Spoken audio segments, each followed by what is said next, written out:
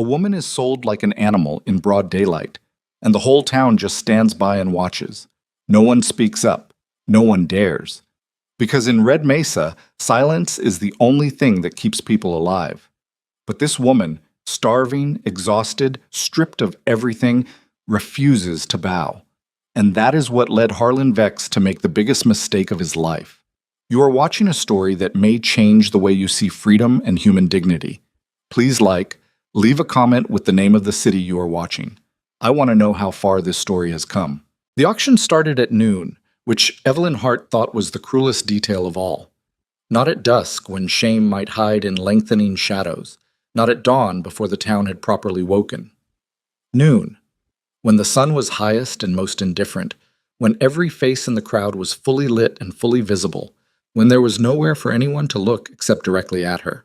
She stood on a flatbed wagon that smelled of old hay and horse sweat, her wrists bound in front of her with a length of rope that had worn the skin raw over 3 days of travel. Her dress, she couldn't rightly call it hers anymore, since they'd taken her own clothes and given her this thing, this gray sack of rough cotton, hung off one shoulder where the seam had given out somewhere around the second day on the road. She hadn't been permitted to fix it. She'd stopped being embarrassed about it somewhere around mile 40. Red Mesa spread out in front of her like something God had sketched and then forgotten to finish. 2 streets wide at its broadest point, half a dozen buildings that passed for permanent, the rest tents and lean-tos and structures that couldn't decide what they wanted to be. The kind of place that existed because it was on the way to somewhere else, and some people had simply run out of the will to keep going. Maybe 200 people had gathered, maybe more. They stood in the street and on the boardwalks and leaned out of windows, and they had the particular quality of a crowd that has normalized something terrible, not hostile, not celebratory, just present. Watching with the mild attention of men observing a horse sale or a cattle assessment. Evelyn counted 3 women in the crowd. None of them met her eyes. Healthy female, 22 years of age, capable of domestic and field work both. The auctioneer was a thin man with ink-stained fingers and a voice that carried without effort, the kind of voice trained by years of projection over outdoor noise. He had a ledger tucked under one arm, and he didn't look at her when he spoke, as though she were a line item rather than a person standing 4 feet away. No known illness. Teeth good. Strong hands. He actually said that. Teeth good. Strong hands. Evelyn stared at a fixed point above the crowd's heads, the weather vane on top of the dry goods store, a rusted iron rooster that had been stuck facing southwest for what looked like years.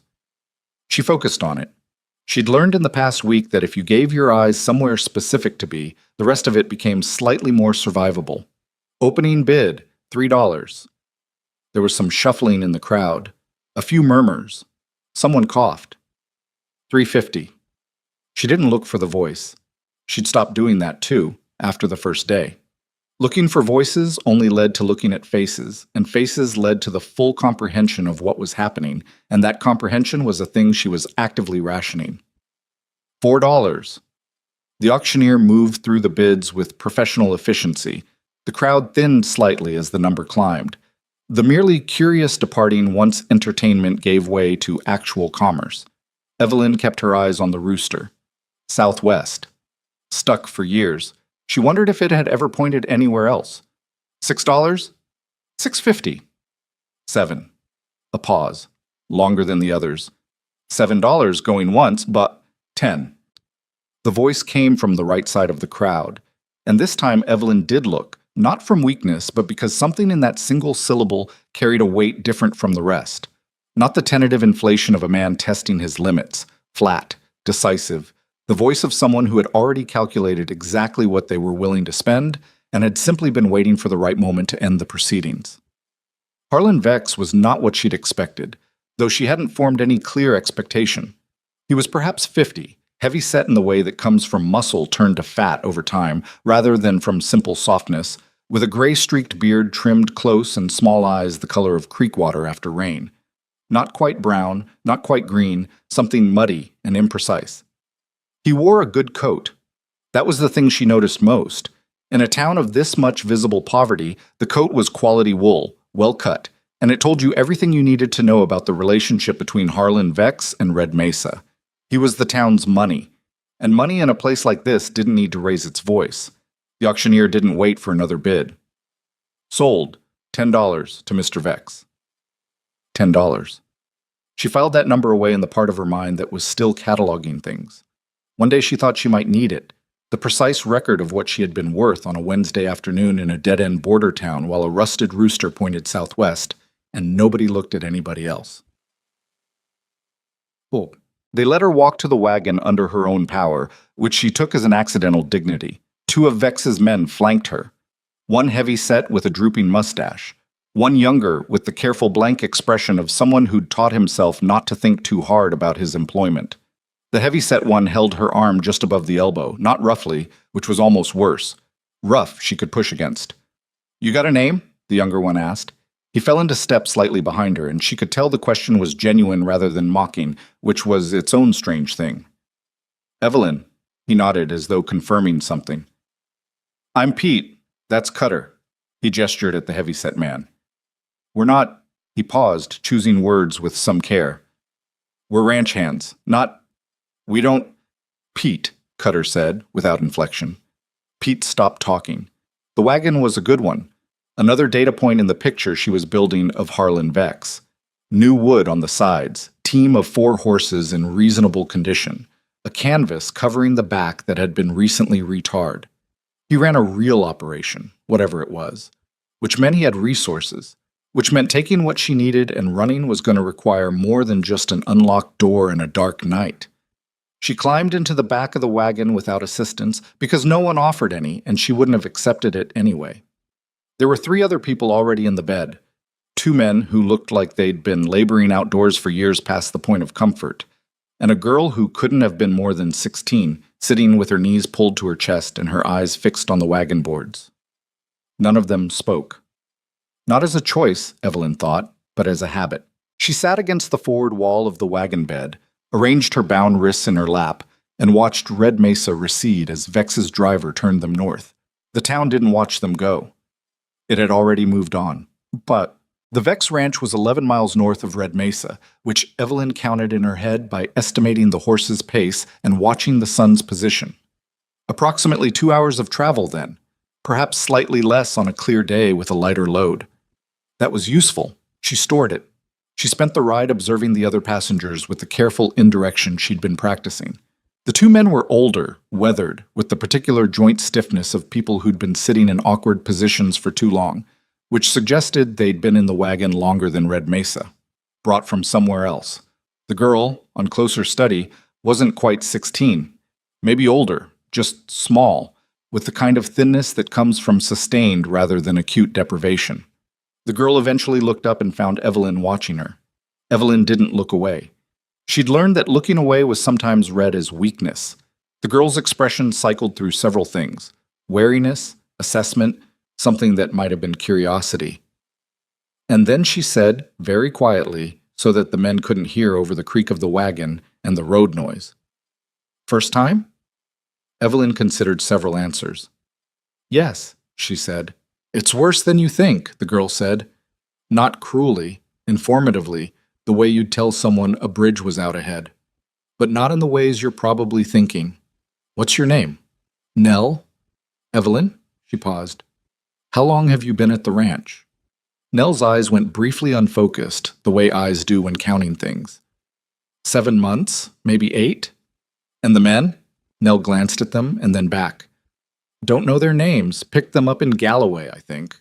Or maybe Dunmore. Mr. Vex buys people when he needs them and sells them when he doesn't." She said this with the flat matter-of-factness of someone who has processed a thing so many times it has lost its edges.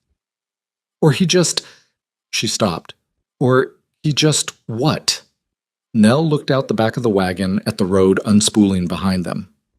"There are people who've been at the ranch since before I got there," she said carefully, "who aren't there anymore. Nobody says what happened to them. You learn not to ask." Evelyn sat with that for a moment.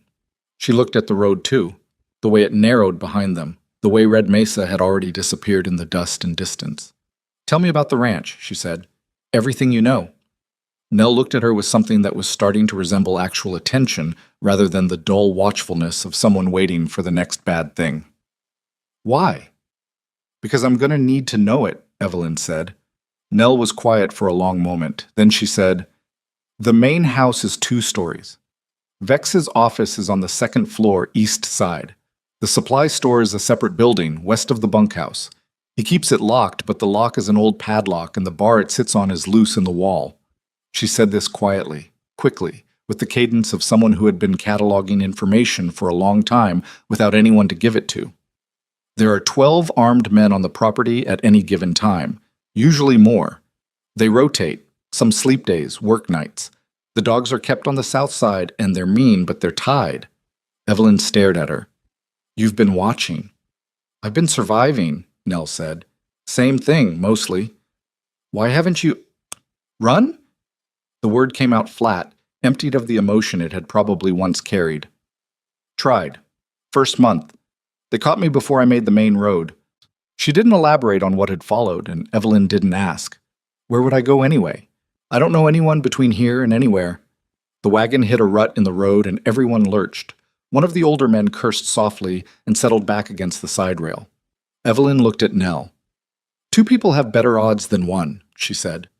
Nell looked back at her for a long moment, with an expression that was trying very hard not to be hope, because hope, Evelyn understood, was a thing you learned to be careful with in places like this. Maybe, Nell said finally. It wasn't a yes, but it wasn't a no. The ranch announced itself before they could see it. A smell first, livestock and smoke, and the particular sharp undertone of a place where people have been working in close quarters for a long time. Then the sound, the low constant noise of animals and machinery and human activity that doesn't stop for time of day. Then the gates. They were iron, which surprised her. Iron gates in the middle of nowhere represented an investment that spoke to either genuine wealth or a very specific intention. The intention, she thought, was clarity, about what was inside and outside, about who passed through and when, about the fundamental nature of this place as something that closed. Vex's wagon rolled through without stopping. The guard at the gate, a lean man with a rifle across his knees sitting on a stool that was slightly too short for him, lifted 2 fingers in acknowledgement and turned his eyes back to the road. The ranch interior was larger than she'd expected.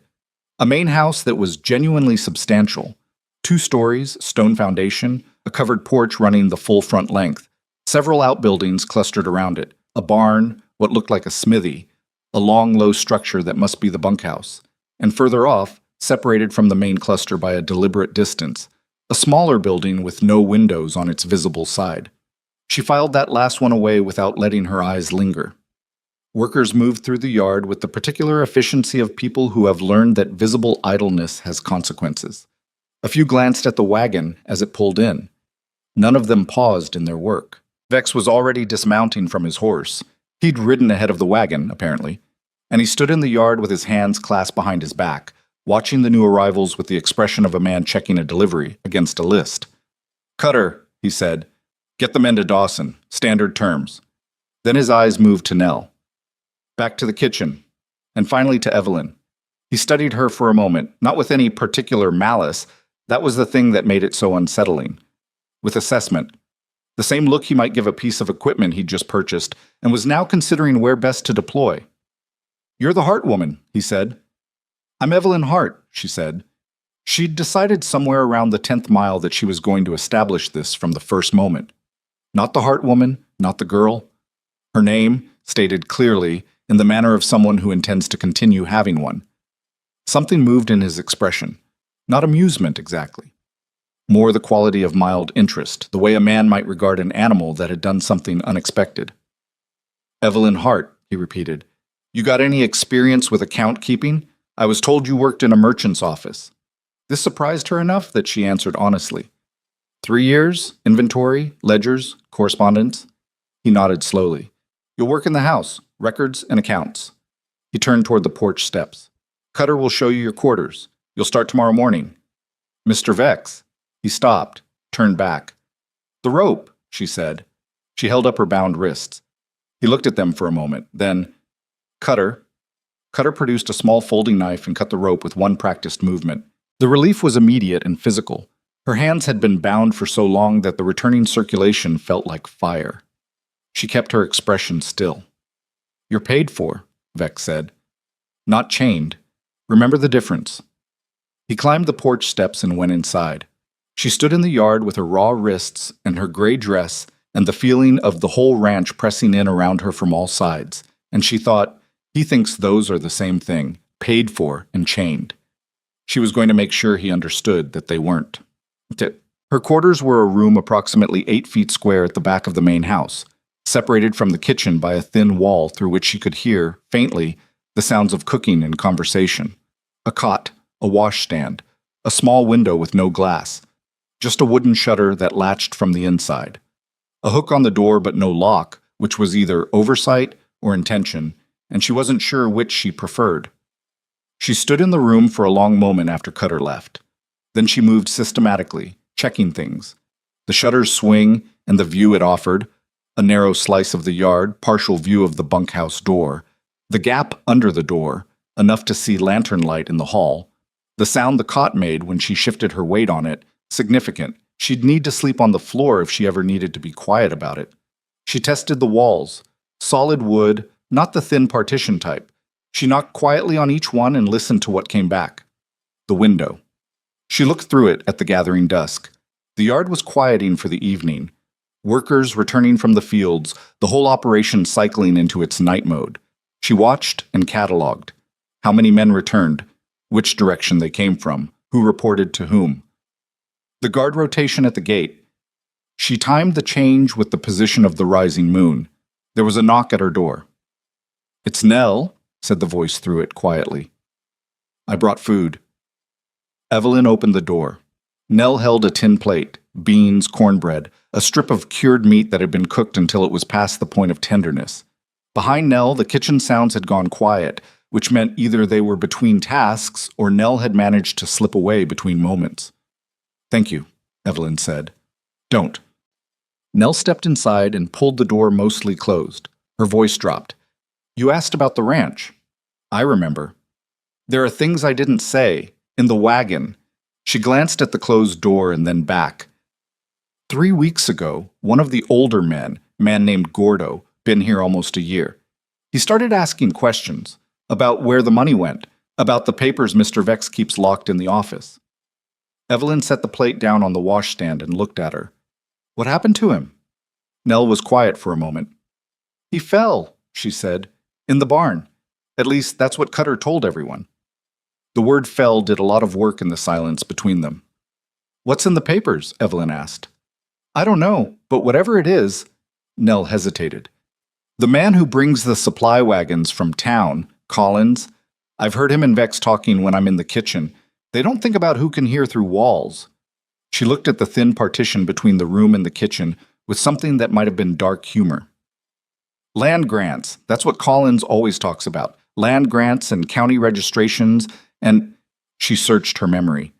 "Something about dates, that the dates have to match or the whole thing falls apart." Evelyn kept her face still, but something in her had sharpened, the specific quality of attention that comes when scattered pieces begin to suggest a pattern. "He's running a fraud," she said. Not a question. Nell looked at her. "You said that fast." "I worked in a merchant's office for 3 years. I've seen what that kind of language means." She thought for a moment. "Forged land grants, or backdated ones. He's claiming land he doesn't have the right to, changing the registration dates to establish prior claim." She paused. "How much land does the ranch control?" "I don't. A lot. Most of the valley, I think. The other ranchers, the smaller ones, they all had to sell. Or they just..." Nell made a gesture that completed the sentence without words. "Gordo fell in the barn. Or they just..." "If someone could get into that office," Evelyn said, almost to herself, "and get their hands on the actual documents, it's locked. Everything is locked until it isn't." Nell looked at her with an expression that was doing the same careful negotiation as before, trying not to be hope, trying not to believe in the thing that hope leads to when it doesn't work out. "What are you thinking?" Evelyn picked up the tin plate and sat on the edge of the cot, thinking. The cot made noise. She shifted to the floor. Better. "I'm thinking," she said, "that Harlan Vex made a mistake." "What mistake?" "He put the person with the best chance of understanding his records in charge of his records." Nell stared at her. Then slowly, something in her face changed. Not quite a smile, too guarded for that, but the loosening of something that had been very tightly held. "You're going to need time," Nell said. "He doesn't trust fast, he watches first." "I know. I'm not thinking about tomorrow." She looked at the window, the narrow slice of yard, the bunkhouse door, the guard she'd already begun timing. "I'm thinking about the shape of things. What holds this place together, and what would happen if you pulled the right piece?" "What's the right piece?" Evelyn looked at the thin wall between her room and the kitchen. "I don't know yet, but I'm going to find out." She started the next morning. Vex's records were kept in a large room on the second floor that was half office, half archive. Shelves of ledger books going back years, a desk of considerable quality, a locked cabinet against the east wall that was the most visually obvious thing in the room, which meant it was either the most important thing or a misdirection. She filed the question away. He showed her the system himself, which was another data point. He was either confident that she lacked the intelligence to understand what she was looking at, or confident that even if she understood it, she lacked the means to do anything with the knowledge. Or he was testing her. She decided to behave as though all three were true simultaneously, which produced the most useful behavior. She did the work with apparent competence and apparent incuriosity. She organized the supply ledgers, reconciled the accounts receivable from the tenant ranchers who paid grazing fees to Vex for land that might or might not be legally his, and asked questions only about the work directly in front of her.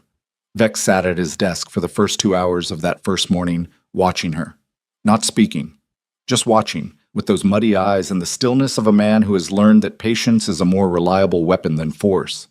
At a certain point, he stood, put on his coat, and left without a word.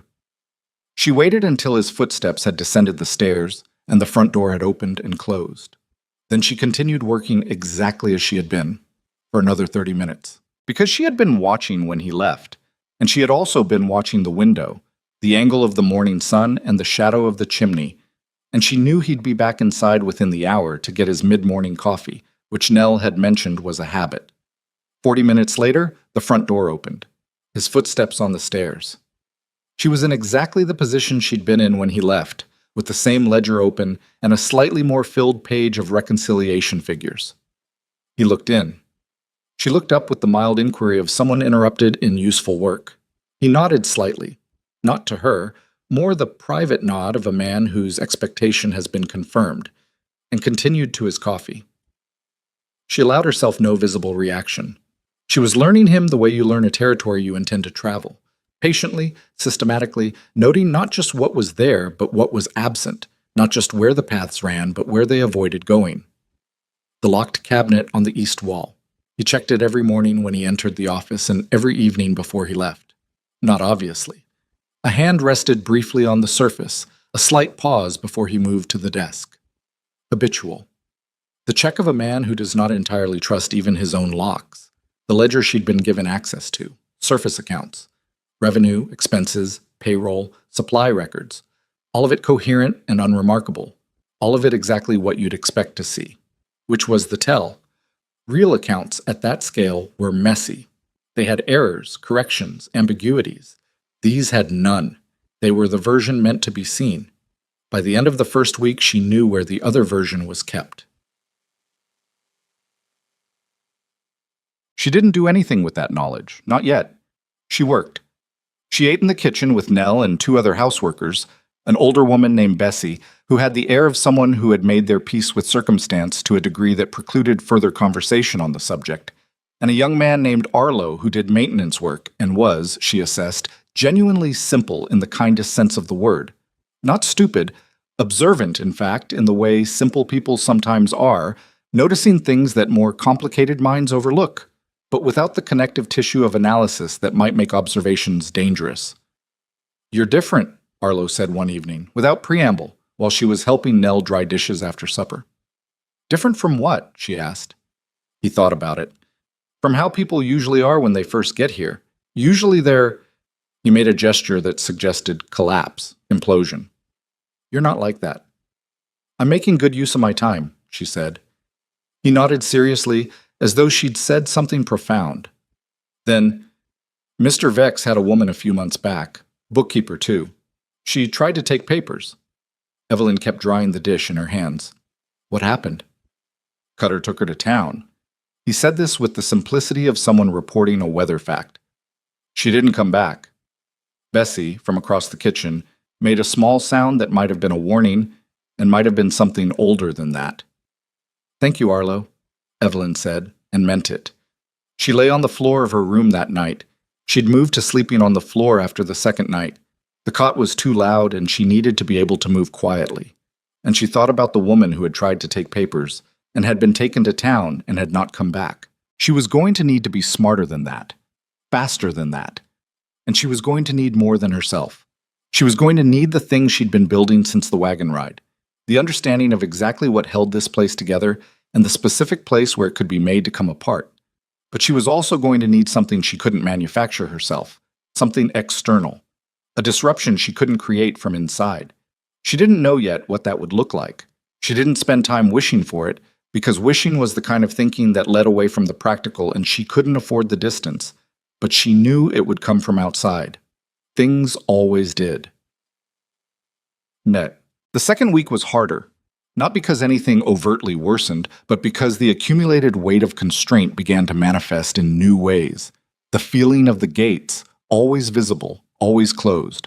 The rhythm of the guard's rotation becoming so internalized that she found herself timing her thoughts to it. The quality of attention she had to maintain at every moment, the constant resource of watchfulness, began to cost her in sleep and appetite in ways she hadn't anticipated. She lost 4 pounds in 2 weeks. She could tell by the way her dress hung differently. She ate carefully and deliberately to compensate, not for comfort, not from appetite, but because she could not afford to be physically weakened. Vex noticed, which she hadn't expected. "You're not eating," he said one morning. Not as a question. He said it the way he said most things, flat, declarative, as though the world were obligated to confirm his observations. "I'm eating," she said. "Not enough." He was behind his desk, reading something. He didn't look up. "I need you functional. Tell Nell what you need from the stores and she'll get it." She said, "That's generous." And she meant it as the complex thing it was, because his concern for her diet was purely instrumental. She was a tool he wanted in working order, and yet the outcome was the same as if it had come from decency, which was a thing she was going to need to remember about men like Harlan Vex. The instrumental and the decent could produce identical-looking surfaces while being entirely different underneath. She told Nell. Nell made sure she had eggs in the morning and meat at midday. The functional Evelyn Hart, properly maintained. She was going to use every resource available to her, including the instrumental concern of the man who owned her. Toward the end of her second week, she found the first piece of the real picture. She'd been reconciling the grazing fee ledger, the record of payments from the tenant ranchers, when she noticed that several entries had been corrected. Not unusual in itself, but the corrections had been made in a different hand than the original entries. The original hand she recognized as Vex's own, tight, controlled, an educated hand with specific quirks she'd been studying. The correction hand was different, more hurried, the ink color slightly different, which meant a different time of writing. Someone had changed the payment dates on 3 accounts, pushed them back by approximately 18 months in each case, to dates before a specific... She turned to the land registration ledger, found the corresponding entries. The dates aligned precisely with a registration filing in county records, a filing that, if the payment dates were accurate, would establish that Vex had been actively managing these parcels as his own for long enough to support a claim of adverse possession. Except the original dates in the grazing fee ledger suggested these ranchers had actually been operating independently until 18 months ago, which was long after the registration date Vex was claiming. The land wasn't his. He'd bought or coerced the tenant ranchers into a system that retroactively looked like acknowledgement of his prior ownership. And someone, she studied the correction hand again, someone who wasn't Vex had altered the ledger to make the dates match the story he needed them to tell. Collins, she thought. The supply man. The one Nell had overheard talking about dates and land grants and the whole thing falling apart. She sat with this for a long moment. Then she turned back to the current page she was supposed to be working on and continued her reconciliation figures as though she had noticed nothing at all. She had what she needed. Not to act on. Not yet. But to know. She knew what this place was held together by. She knew what the piece was that could make it come apart. Now she needed the disruption from outside. She looked at her page of careful figures. She looked at the locked cabinet on the east wall. She thought, be patient, be invisible. Wait. And in the meantime, learn everything. On her 15th day at the Vex Ranch, Evelyn Hart stood at the east window of the second-floor office. Vex was away from the ranch for the afternoon, meeting with someone in Red Mesa, and she was supposed to be filing, and she looked at the road that came north from town. She thought about what Nell had told her in the wagon, about the people who had been here and weren't anymore, about Gordo, who had fallen in the barn, about the woman who had been taken to town. She thought about how much she had already assembled in 15 days of what would be needed to pull this whole structure down. She thought about what she still didn't have, the documents themselves, proof rather than understanding, the physical evidence that would make comprehension into something that could be acted upon by someone with the authority to act. She thought about what she would do if the disruption from outside never came. She would do it herself, she decided. She had been preparing for that possibility from the beginning. She just needed a few more pieces. But standing at the window watching the road, she felt something she couldn't quite name. Not hope, which was too dangerous. Not impatience, which was too costly, but something in between. The specific quality of waiting that comes when you have done everything in your power to prepare, and the remaining variable is outside your control. The road was empty. The sun was already dropping toward the western ridgeline. She turned back to the filing. She had work to do. The filing took her the rest of that afternoon and most of the next morning, and she did it correctly, which was the only way she knew how to do things, even when correctly served someone she intended to destroy. That was the particular discipline of her situation, that every task she performed with competence was simultaneously building Vex's trust and building her own map of his operation. The two could not be separated. She couldn't afford to do the work badly because bad work drew scrutiny of the wrong kind, the kind that closed doors rather than opened them. So she filed his papers in proper order, reconciled his fraudulent accounts with accurate arithmetic, and used every minute of proximity to learn things he didn't know she was learning. By the end of her third week, she had a reasonably complete picture of the ranch's physical layout.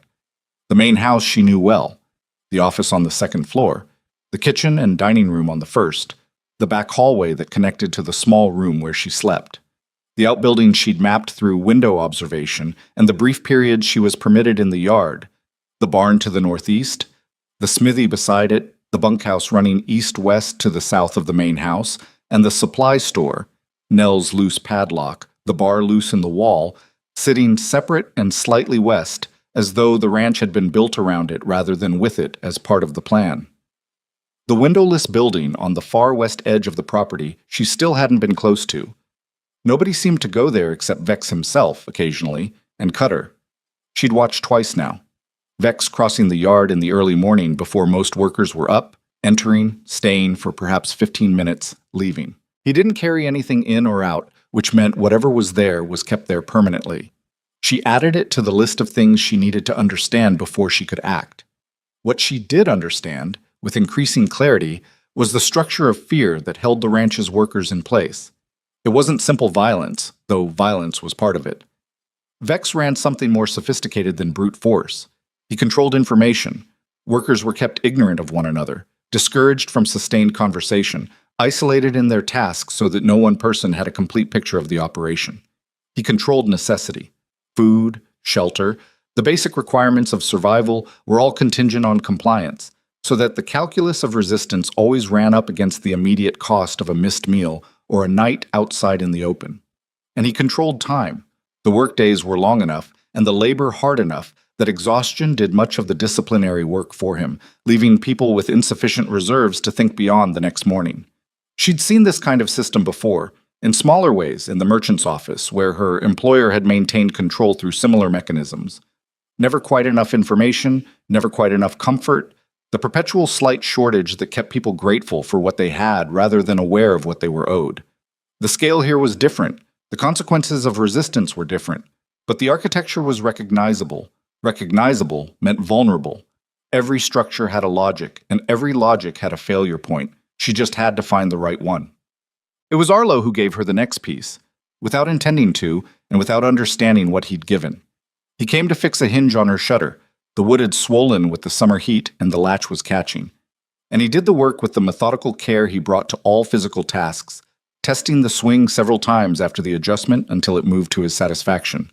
She watched him work and let him talk, because Arlo talked when he worked in a loose, unguarded way that most people at the ranch had learned to suppress.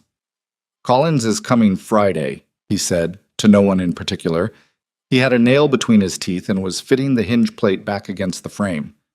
"Big supply run, bigger than usual." "Is that right?" she said. "Mr. Vex ordered double on a bunch of things. Food stores mostly. And some other stuff. Lumber, wire." He tested the hinge again. "Cutter's been in a mood about it. Don't know why. Usually he likes when Collins comes because Collins brings the good tobacco." She kept her voice level. "When does Collins usually come?" "First and third Friday of the month." He stepped back to look at his work. "This Friday's the third." She nodded as though this were minor information. "What does Mr. Vex do with the extra supplies? When he orders double?" Arlo shrugged, but the shrug had a small hesitation in it that she noticed. "Storage, I guess. The supply store." He picked up his tools and moved toward the door. Then he stopped. "Actually, last time he ordered big, that was in the spring, I think. Some of it went to the West Building." She looked up from what she was pretending to organize on the washstand. "The West Building?" "The lockup."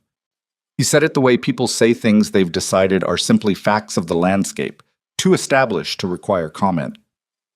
Then he saw her face, and something in it made him look uncertain, as though he'd just heard himself and was recalibrating. That's what Cutter calls it. The lockup." He shifted his tools from one hand to the other. "I don't go over there." "No?" she said carefully. "I don't either." He left. She stood at the fixed shutter and looked out at the yard, at the west edge of the property where the windowless building sat in the late afternoon light, and the word lockup sat in the center of her, thinking with a particular gravity. Lockup could mean a great many things. Storage, a secure office, a place for records, or it could mean exactly what it sounded like. She thought about the workers who had been here before Nell arrived and were no longer here. She thought about Gordo, who had fallen in the barn. She thought about the woman who had been taken to town, and she thought some of them might not have gone anywhere. But she told Nell that evening. Not everything. She'd learned to portion information, to share what served the purpose without creating panic, because panic was one of the failure modes she couldn't afford. She told Nell about the West Building, about Arlo's word. Nell was quiet for longer than usual. They were in the kitchen after supper, the two of them doing the last of the cleaning while Bessie rested her feet in the next room.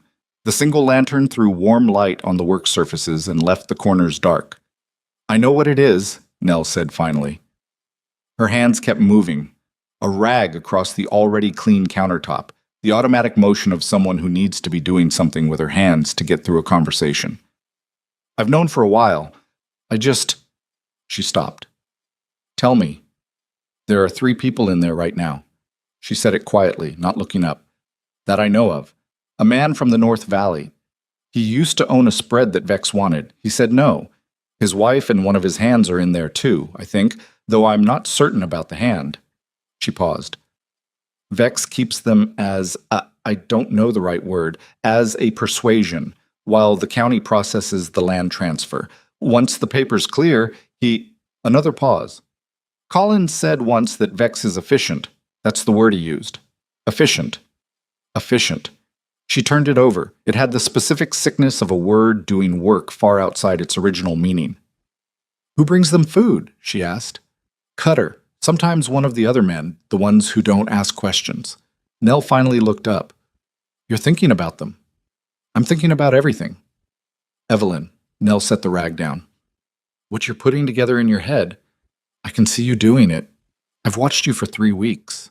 And She pressed her mouth together for a moment. "I need to know if you actually have a way out of this, or if you're just making maps." It was a fair question. It deserved a fair answer. "I have the shape of a way," Evelyn said. "I don't have all the pieces. I'm missing 2 things. One is the actual documents from the cabinet, the real land grant records, the ones with the original dates before he changed them. Without those, what I know is just something I know, not something I can prove to anyone who matters." She paused. "The second thing I'm missing is harder to explain. Try. Something external, Something that disrupts the way this ranch operates from outside the walls so that when we move, there's enough confusion to cover us. She looked at the lantern flame. This place works because it's sealed. Everything inside is controlled. If we create chaos from within, Vex has enough men to contain it. But if something comes in from outside at the same time, if there's pressure from two directions at once— What comes from outside? Nell asked. Who even knows what's happening out here? I don't know yet. That's the piece I don't have. Nell was quiet. Then, Collins knows. He's part of it, but he knows. He's nervous. I can hear it when he talks to Vex. Something about the county office, about a clerk who's been asking questions about the registration dates. This was new. She felt it the way you feel when a key turns. Not smoothly, never smoothly, but with the distinct sensation of something moving that had been stuck. A clerk asking questions, she said, at the county land office. That's what I heard. A few weeks ago. Collins said— Nell frowned, reconstructing it. He said the Harmon boy's been poking around, and if he keeps at it, someone's going to have to manage it. Vex said something like, let me know when it becomes a problem. She looked at Evelyn. I don't know who the Harmon boy is. Neither do I, Evelyn said. But someone asking questions about land registration dates at the county office is someone who's noticed the same inconsistency I noticed. She thought for a moment. Which means there's at least one person outside these walls who's already suspicious, who might, with the right information, become something more than suspicious. How do you get information out of here? Collins. Nell stared at her. Collins works for Vex. Collins is nervous, Evelyn said. Nervous people are not the same as loyal people. Nervous people are looking for a version of events where they're not the one holding the fire when it burns. She met Nell's eyes. People like Collins are useful if you can make them understand that cooperation is safer than complicity. Nell seemed to be testing the idea against every reasonable objection she could find, and finding that it didn't break. Which wasn't the same as finding it safe. That's a lot of risk. If you approach Collins wrong— I know I won't approach him wrong. How can you be sure? She couldn't be, and they both knew it, so she didn't say she could. Because I've been watching him, she said instead. I'm going to watch him more on Friday, and then I'll know better. Friday arrived with the particular stillness of a morning that doesn't know it's about to be consequential. The sun came up clean and flat, no clouds, the kind of clear sky that turned the dust of the ranch yard the color of old bone. Collins arrived mid-morning with 2 wagons and a man riding alongside who handled the horses. He was shorter than she'd imagined from Nell's account of his voice, compact and quick-moving, with the habitual efficiency of someone who traveled constantly and had learned to waste nothing. He was perhaps 45, with a permanent squint of years on the road and a mustache that was slightly too large for his face, a detail that made him look, oddly, like a man attempting to be taken more seriously than he naturally commanded. She watched from the office window as he and Vex greeted each other in the yard below. The handshake of men with a specific history, not warm, not cold, the precise midpoint of a relationship that serves a mutual purpose without generating genuine regard. She'd seen that handshake in her merchant employer's office between men who needed each other and didn't particularly like it. She went back to the accounts. She had work to do, and she needed Collins to be on the property long enough for her to engineer a specific moment. The supply transfer took most of the morning. She tracked it by sound and by the fragments of yard visible from the window, men moving crates, the specific calls of workers coordinating heavy lifts, the rhythmic creak of wagon boards being relieved of weight. At a certain point, the sounds shifted, became more dispersed, which told her the main transfer was done and the men had moved to their separate tasks. She waited another 30 minutes. Then she gathered the pages she'd been working on, a genuinely needed reconciliation of the supply accounts, something she could legitimately present, and she went downstairs. Vex was in the kitchen, a thing that happened rarely, taking a late coffee with the particular authority of a man who sits wherever he chooses in a space he controls. Collins was with him. Their conversation stopped when she entered, the specific stop that has shape to it, that tells you what you've interrupted had substance. Miss Hart, Vex said. Not warmly, but with the measured acknowledgement he'd settled into over 3 weeks. He'd stopped looking at her with direct suspicion, which was exactly what she'd worked for. What is it? The feed supply costs. The per-unit rate changed again. Collins's invoice has it 2 cents higher than last month, and I need to know whether to carry it at the new rate or whether there's a discrepancy. She set the pages on the table between them with the flat attention of someone whose interest does not extend beyond the arithmetic. Vex looked at Collins. Collins looked at the pages with the expression of a man buying time. Feed prices went up countywide, he said. Droughts affecting the northern suppliers. 2 cents is accurate. She made a note, turned the pages to show both men the column in question, which required her to move close enough to the table that she was briefly between them, a position she'd chosen deliberately. And in that moment, while Vex was looking at the column she was pointing to, she looked directly at Collins. He felt it. People always felt it when someone was looking at them with true attention rather than peripheral regard. His eyes came to hers reflexively. She held the contact for 2 seconds, long enough to be deliberate, short enough to be deniable. She let her expression do precise work. Not a message exactly, more the quality of acknowledgement. I see you, and I know what you know, and I am someone you should consider talking to. Then she looked back at the pages and said, "Thank you. That clarifies it," and gathered her papers and left. She went back upstairs. She sat at the desk and put her hands flat on the surface and breathed steadily for a moment. The next part required him to come to her. She couldn't seek him out. That was too risky, too visible. She needed him to decide on his own that the brief exchange in the kitchen had been something worth following up on. She didn't know if he would. She'd read him as accurately as she could in limited observation, but she'd been wrong about people before, and she was operating in a place where being wrong had very specific and permanent consequences. She picked up her pen. She went back to work. An hour later, there were footsteps on the stairs. A knock at the office door. Lighter than Vex's knock. Different cadence. She kept her voice even. "Come in." Collins opened the door and stepped inside and looked at her with the expression of a man who has spent an hour arguing with himself and has arrived at a decision he's still not comfortable with. He glanced at the stairs behind him, then at her. "I left something in here earlier," he said, loudly enough to be a cover, clearly enough to be a signal. "Of course," she said. She rose and went to the east window, putting her back to the stairs. "I haven't moved anything." He came further into the room, making a show of checking the shelf near the door. His voice dropped to just above a murmur. "What was that downstairs?" "I have a question," she said, equally quiet. "I work for Vex." "I know. I also know about the Harmon boy at the county office." The silence that followed had a specific texture, the silence of a man whose private worry has just been spoken aloud by someone who shouldn't know about it. She heard his breathing change. "I don't know what you're frightened," she said without cruelty. "You've been in this long enough that you can't cleanly walk away, but the scrutiny at the county office is making you think about what happens if the whole thing surfaces, and what your particular role in it looks like to a judge." She paused. "I'm not threatening you. I'm telling you that I understand your position." Another silence. Longer. "What do you want?" he said. His voice was different now. The bluster stripped away, the tone of a man calculating rather than performing. "I want to know if the Harmon boy has a name, a first name, and whether he's still at the county office or whether Vex has already managed him." She let that last word sit in the air between them. "James?" Collins said after a moment.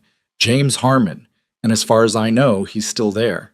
Vex thinks it's a problem for later." A pause. "Why?"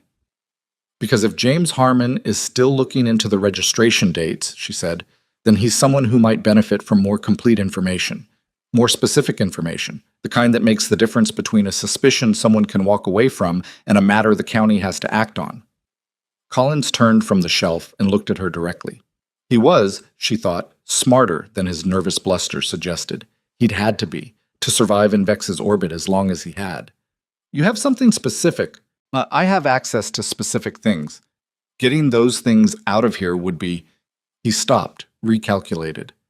"If Vex found out, then don't let him find out." She held his gaze.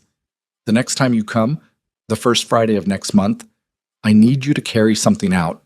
Nothing large. A few pages. The right pages." She paused. "In exchange, when this comes apart, and it will come apart, your name is attached to cooperation rather than complicity. That's a significant difference."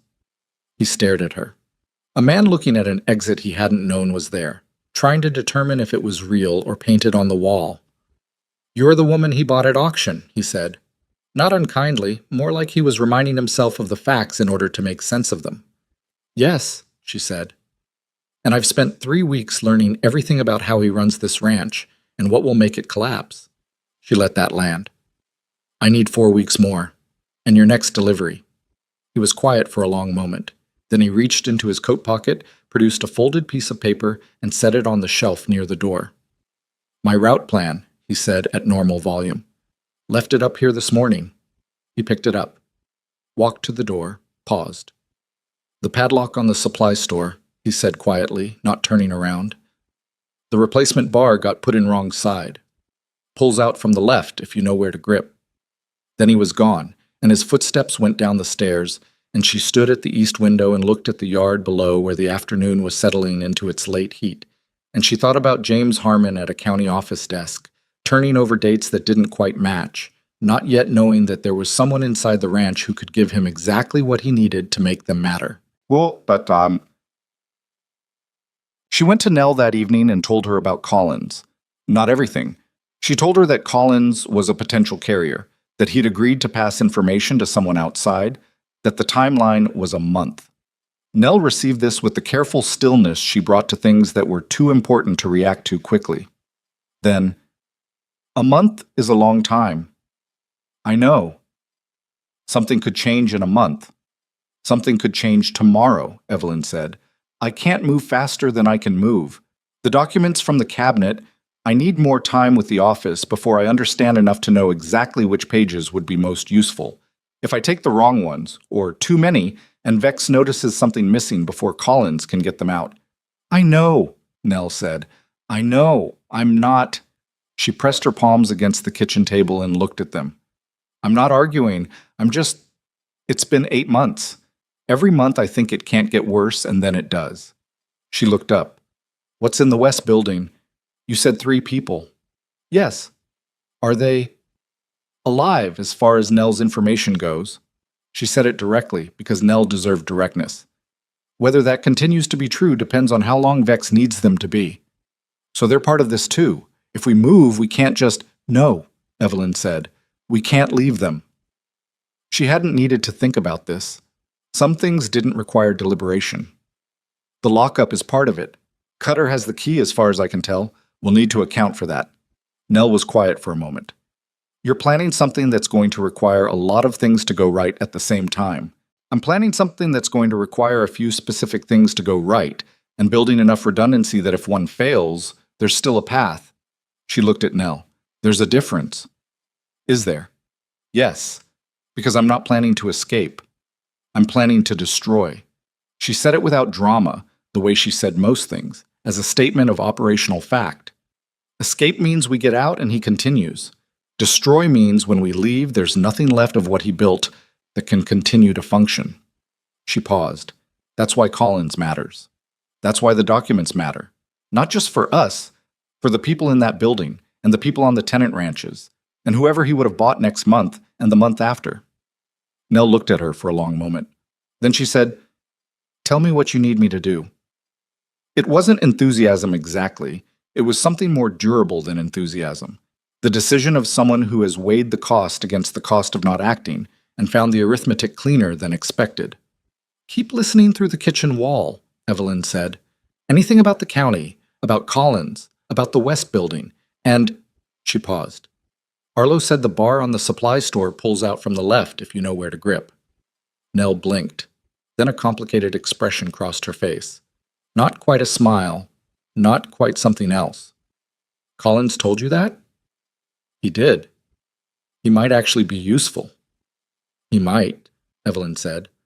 "Or he might tell Vex everything we said, and I'll be taken to town on Saturday." She said this with the same level tone. "I don't think he will.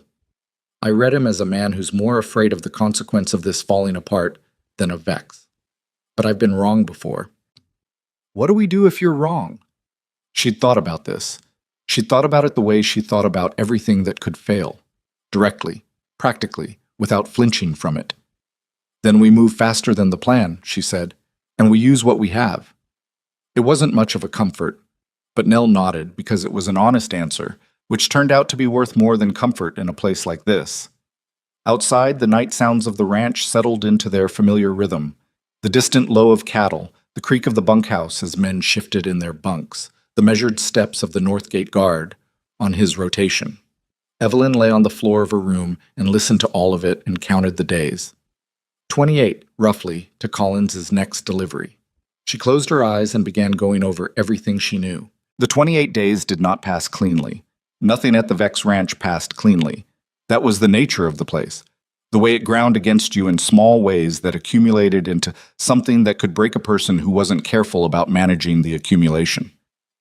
Evelyn was careful. She slept on the floor and kept her counts and worked through the office accounts with the steady attention of someone who has decided that the work itself is a form of resistance, that doing it well and doing it quietly is not submission, but strategy. But the days had their own texture, and some of them were harder than others, and she would have been lying to herself if she pretended otherwise. The 10th day after Collins's visit, Vex called her into the office in the evening, which was unusual. Their interactions were almost exclusively in the morning, and told her that the account reconciliation she'd completed on the tenant grazing fees had a discrepancy. $3.40 unaccounted. He set the page in front of her and watched her look at it. She looked at it, found the error, a transposition in a column subtotal, hers, a genuine mistake. Acknowledged it immediately, found the source, corrected it in front of him with 3 strokes of her pen. He watched the whole process without speaking. Then he said, "How did that happen?" "I was working from 2 ledgers simultaneously and carried a figure wrong," she said. "It won't happen again." "No," he said, "it won't." He said it with the particular flatness of a man who is not quite threatening and not quite reassuring, who is instead simply stating a condition of existence. She nodded once and went back downstairs and stood in her room and let herself be shaken for approximately 4 minutes, because she was human and not being shaken would have required being something other than that. And then she stopped being shaken and she thought carefully about what the interaction had told her. He was watching more closely than she'd gauged. The margin she'd estimated was narrower. She adjusted her internal timeline by several days, and she moved up her visit to the supply store. She'd been waiting for a configuration of circumstances that might not come again soon. A night when Cutter was away from the main ranch, a guard rotation with a longer interval on the western sweep, and Nell positioned to signal from the kitchen window if anything changed. The 14th day after Collins's visit delivered all 3 without warning. Cutter rode out in the afternoon on some errand that kept him past dark.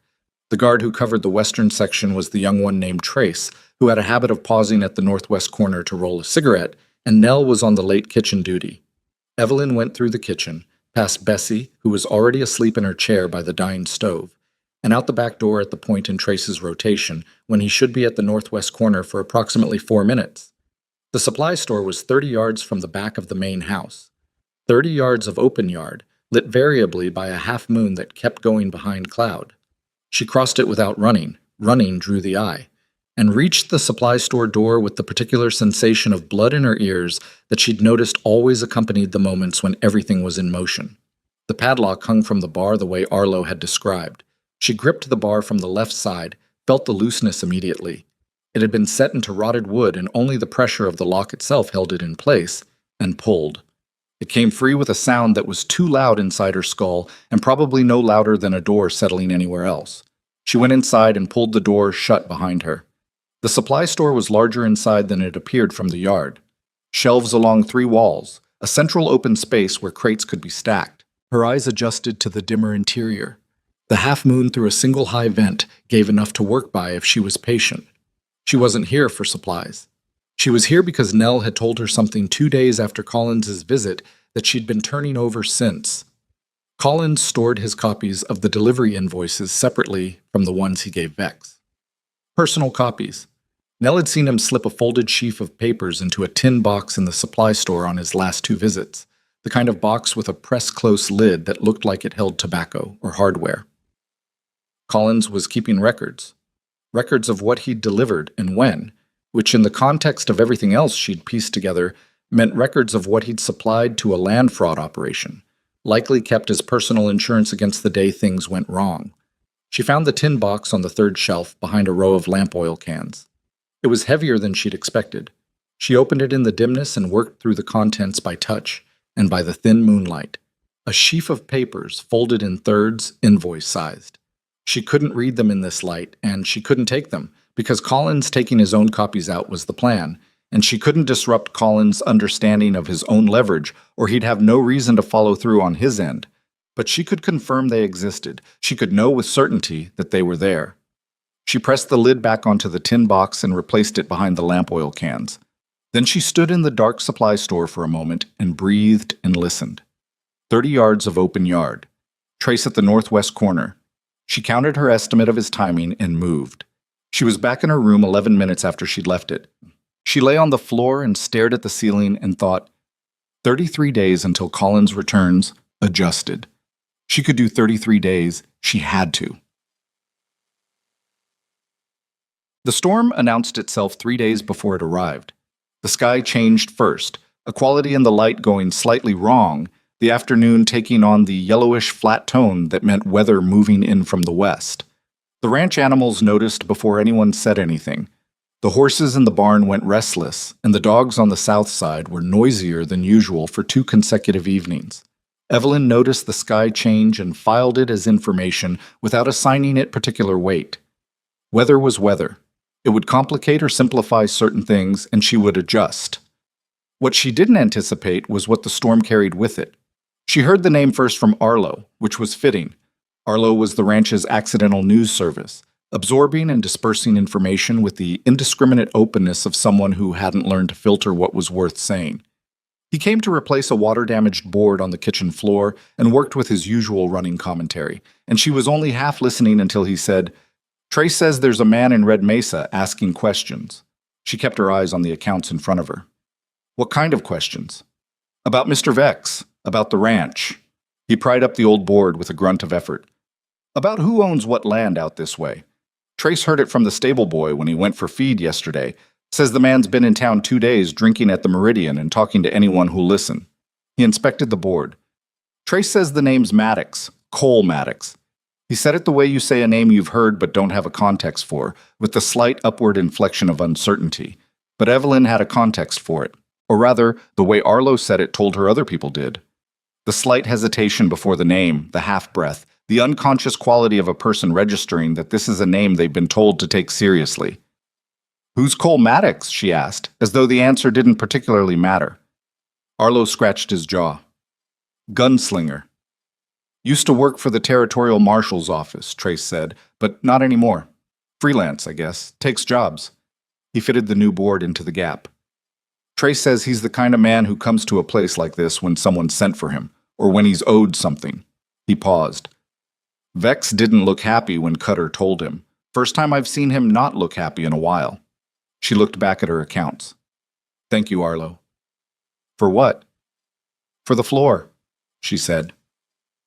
She turned the name over for the rest of that day, and into the evening, the way you turn over a tool you've just found and are trying to determine its purpose and reliability. Cole Maddox. Gunslinger, former Territorial, not currently operating under anyone's authority. In Red Mesa, asking questions about Vex and land ownership. Had been there 2 days. Freelance, Arlo had said. Takes jobs. Comes when someone's sent for him, or when he's owed something. The owed something was what caught her attention. That wasn't a man hired to come here. That was a man with his own reason. And a man with his own reason was different, structurally, from a hired agent. Harder to pay off. Harder to redirect. More dangerous to Vex in some ways, and more unpredictable to her in others.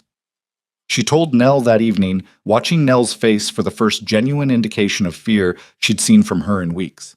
Not the dull, managed fear of chronic proximity to danger, but the sharp, reactive kind that comes when danger becomes specific and immediate. A gunslinger asking about Vex, Nell said. In Red Mesa, 2 days already. Does Vex know? Cutter told him. Arlo heard.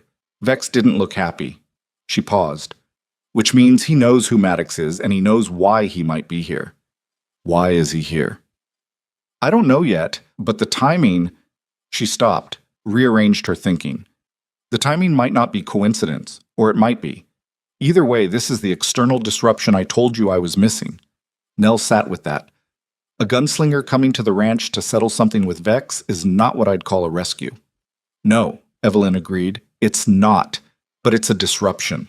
And a disruption is a disruption regardless of its intent. He could make everything worse.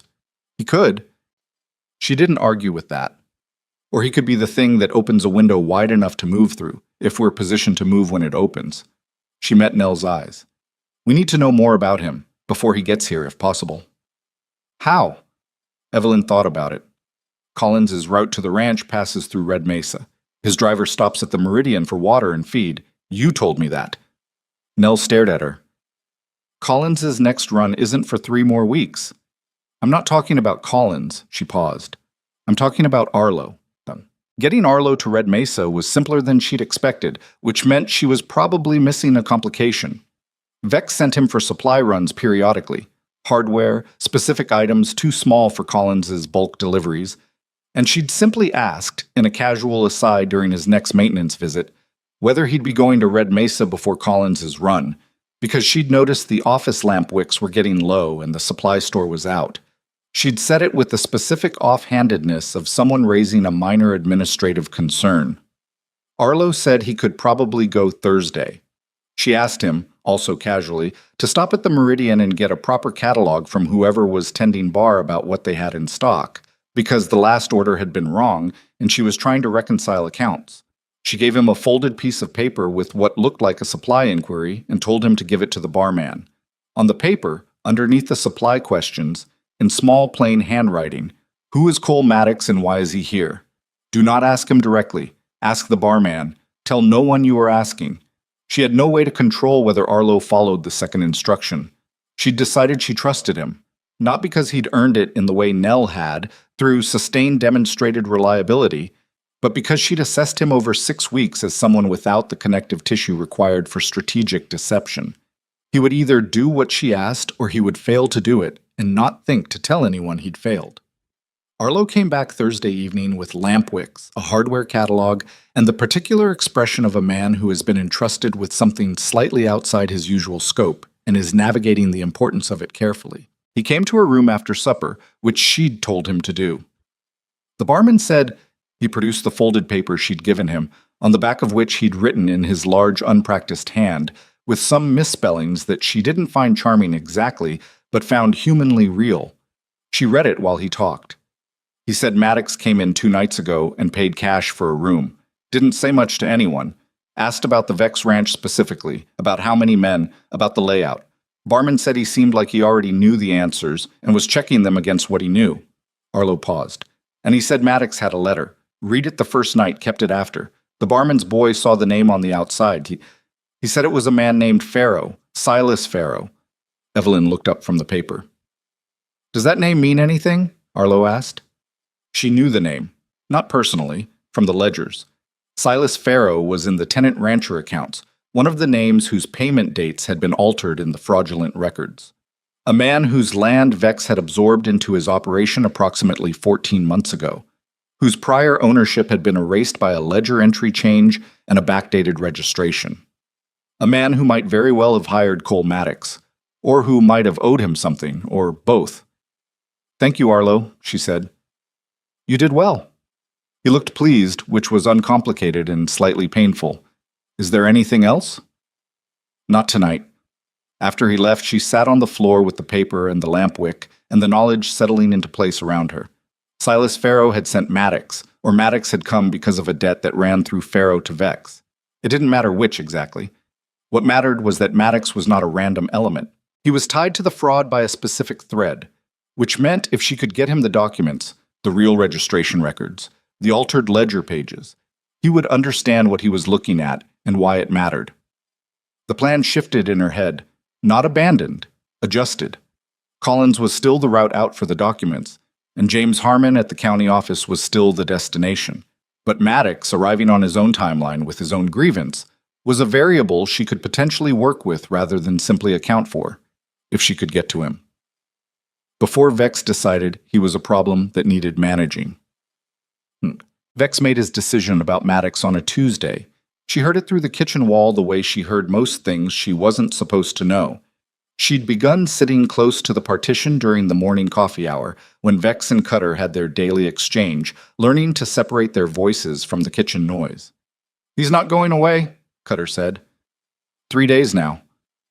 "I know how long he's been there," Vex's voice, flat and deliberate. "Send Reeves and Packer to have a conversation." A pause. "That kind of conversation. The persuasive kind. Make clear that whatever debt he thinks Pharaoh is owed is a personal matter and the ranch isn't part of it. And if he doesn't persuade." Another pause. Longer. "Then we'll have a different conversation." She heard the scrape of a chair. Coffee hour ending. She moved away from the wall and picked up a dishcloth, and when Bessie came in 2 minutes later, she was washing a pot with apparent attention. She went upstairs immediately after and spent the morning working through accounts with part of her mind and thinking through the new shape of things with the other part. Reeves and Packer were 2 of Vex's harder men. She'd identified them early, the ones who didn't have Pete's discomfort or Arlo's fundamental openness. The ones for whom the work of maintaining the ranch's particular order was simply employment without moral weather.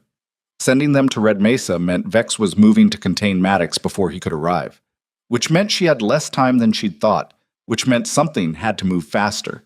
She needed to get to Maddox before Reeves and Packer did, and she couldn't leave the ranch. She thought about it for the rest of the morning. Through lunch, which she ate in the kitchen standing up because she was too preoccupied to sit. Through the afternoon accounts, which she completed by rote, while the other half of her mind worked. By evening, she had it. She went to Nell.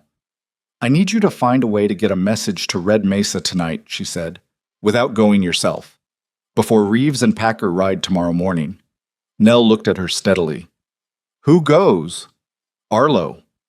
Arlo rode 2 days ago. If Vex notices, Arlo goes to town more than anyone else on this ranch.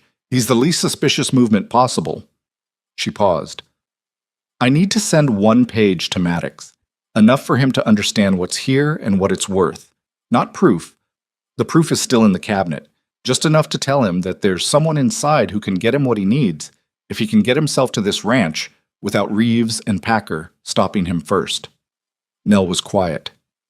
"And if Arlo talks, then everything accelerates, and we deal with what we have." She met Nell's eyes. "This was always going to come to a point. I wanted more time. I don't have more time." Nell pressed her palms flat on the kitchen table, a thing she did when she was making a decision. Evelyn had noticed it early. "Write the page," she said. "I'll talk to Arlo." She wrote it that night in her room by lamplight, working 2 drafts before she was satisfied. Specific enough to convey the information's value, vague enough that if it was intercepted, it wouldn't complete the picture for Vex. She described the fraud in terms that would mean something to a man already connected to Silas Pharaoh's situation: the altered registration dates, the county filing, the names of the tenant ranchers whose accounts had been changed. She described the location of the actual documents: the locked cabinet, east wall, second-floor office. She described what was in the west building and why it would matter to whatever authority Maddox intended to bring down on the ranch. At the bottom, she wrote, "I have worked in this office for 6 weeks. I know what is here and how to access it. I need 2 things from you: that you arrive before Vex's men find you in Red Mesa, and that when you arrive you come to the main house first. Whatever else you have planned, come to the house first." She didn't sign it. She folded it into thirds and gave it to Nell. Arlo left before dawn the next morning carrying a legitimate errand Nell had constructed around the mission: a return of incorrectly sized hardware, something small and deniable. He was back by mid-afternoon, which was faster than usual. He came to the kitchen while Evelyn was working on an account reconciliation she'd moved downstairs. He sat down across from her and looked at her with the focused seriousness he brought to things that felt important. "I gave it to the barman," he said. "Like you said, and the barman said he'd make sure the man got it." "Did you see anyone on the road? Reeves or Packer?" Arlo's brow furrowed. "I saw Reeves's horse tied up outside the Meridian when I got there, but Reeves wasn't inside." He paused. "I asked the barman. He said 2 men had come asking after the stranger. Said the stranger wasn't there anymore. Said he'd ridden out that morning."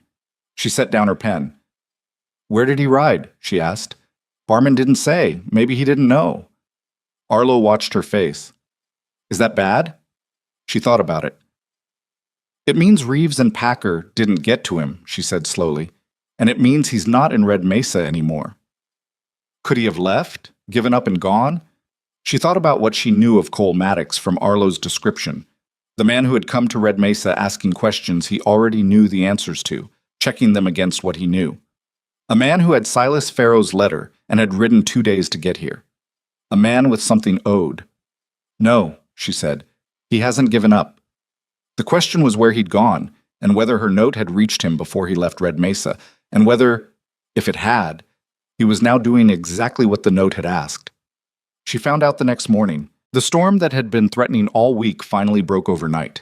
Not the dramatic electrical kind, but the heavy, sustained kind. The rain that comes in gray walls and turns ranch yards to mud and makes everything heavier and slower. She woke to it at 3 in the morning and lay on the floor listening to it work its way across the roof. At 7, Cutter came to the office while she was working and stood in the door with the expression of a man whose morning has already gone wrong in a specific way. "We've got a visitor," he said. Vex, at his desk, looked up. "Reeves?" "No." Cutter's jaw tightened slightly. "Rode in from the north access, past the fence line at the back of the property. Tassot. Someone cut the wire last night." He paused. "He's at the gate now, says his name's Maddox." The silence in the office lasted approximately 3 seconds. In those 3 seconds, Evelyn watched Vex's face do something she hadn't seen it do before.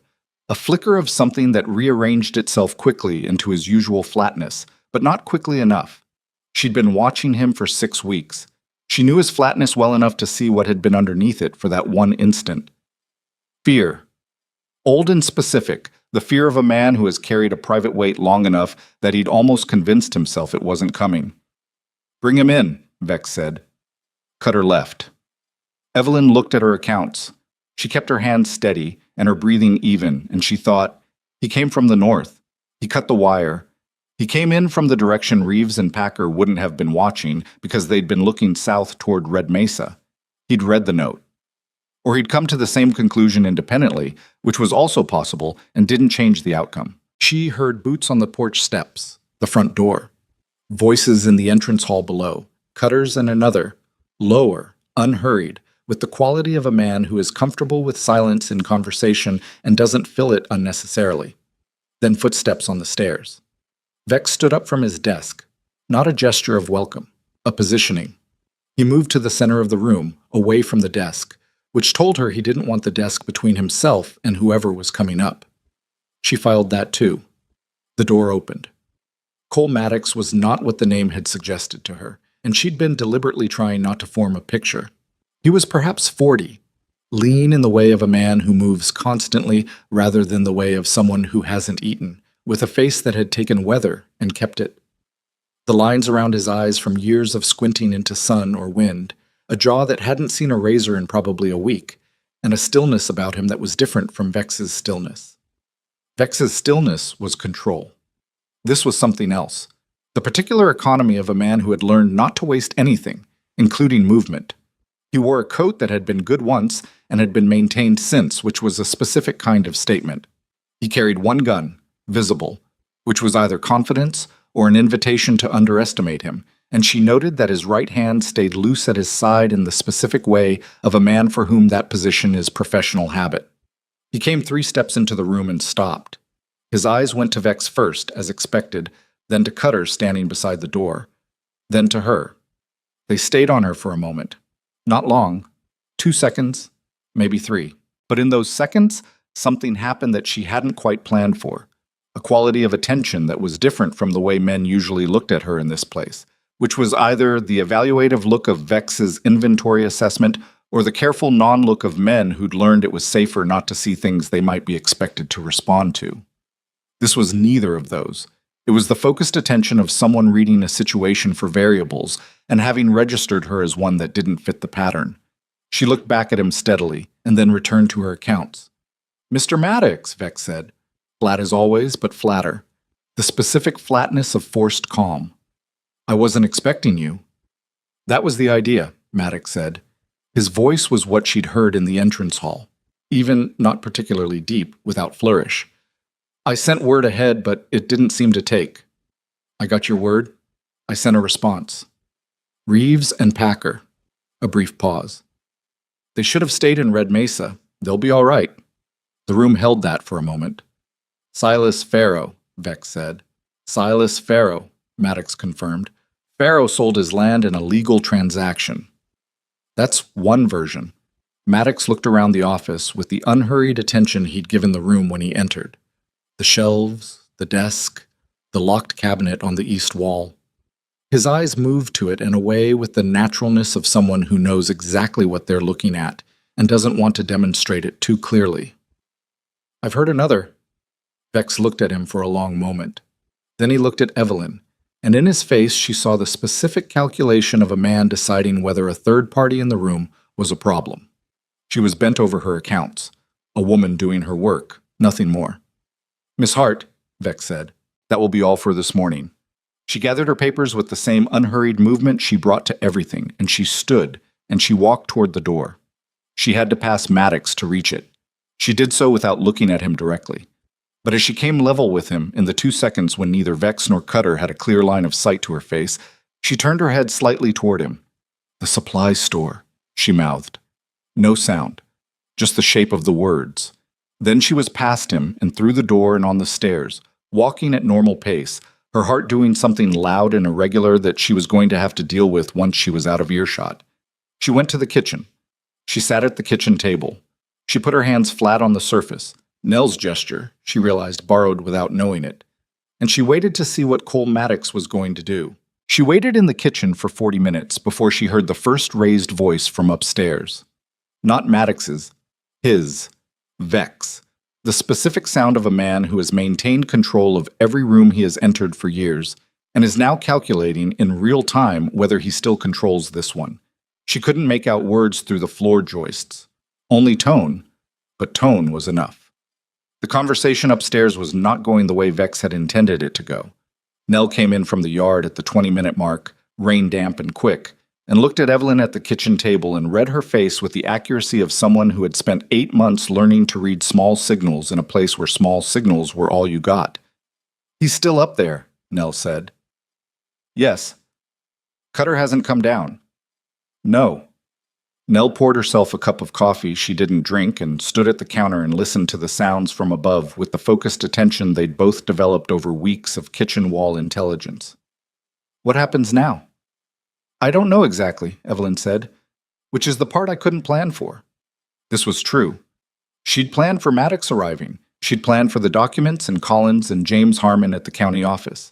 She'd planned for the West Building and Cutter's key and the specific sequence of events that would need to happen in a compressed window of time. What she hadn't planned for, because she couldn't, was the variable of another person's choices operating in the same space as hers, on their own timeline, for their own reasons. She told him the supply store. That was all she'd been able to give him in 2 seconds in a doorway. Whether he'd understood it, whether he'd act on it, whether Vex would let him leave the office at all, those were things outside her control, and she'd spent 6 weeks getting better at sitting with things outside her control without letting the uncertainty metastasize into paralysis. At the 40-minute mark, she heard footsteps on the stairs. One set, then the front door. She went to the kitchen window and looked out at the yard. Maddox crossed the yard alone, in the rain, moving without urgency toward the outbuildings. Not toward the gate, toward the barn, which was the most natural destination for a man who'd ridden in and hadn't yet seen to his horse. She watched him go. She watched the upstairs window of the office, Vex's silhouette standing, watching the same thing. Maddox disappeared into the barn. She had perhaps 10 minutes before Vex sent someone to watch him. She told Nell, "Kitchen door, now, stay back." She went out into the rain. Kiakiam. The barn was dim and warm and smelled of wet horse and old straw. 2 of Vex's men were at the far end doing something with feed sacks, and she walked past them with the purposeful air of someone on a domestic errand, which was what she always projected when she crossed the yard. A woman engaged in her work, unremarkable, going from one building to another for legitimate reasons. She'd invested 6 weeks in being unremarkable. Maddox was in the 3rd stall from the entrance, working the saddle off his horse with the practiced efficiency of a man who has done it 10,000 times and doesn't need to think about it. She came up to the stall partition and leaned against it in a way that could, from a distance, Looked like she'd stopped to check on one of the other horses. 10 minutes, she said without looking directly at him. Maybe less. He didn't stop working the saddle. Supply store, he said quietly. West of the bunkhouse. You're the woman from the office. Evelyn Hart. What's in the supply store? A tin box on the third shelf behind the lamp oil. Collins's personal invoice copies. Delivery records that show what Vex has been receiving and when. They won't mean much on their own, but they're corroboration. She kept her voice at the same low register. The documents you actually need are in the office. Locked cabinet, east wall. The key is on Vex's person. I've never seen him without it.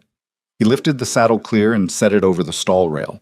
His horse shifted and he put a hand briefly on its neck without looking away from the work.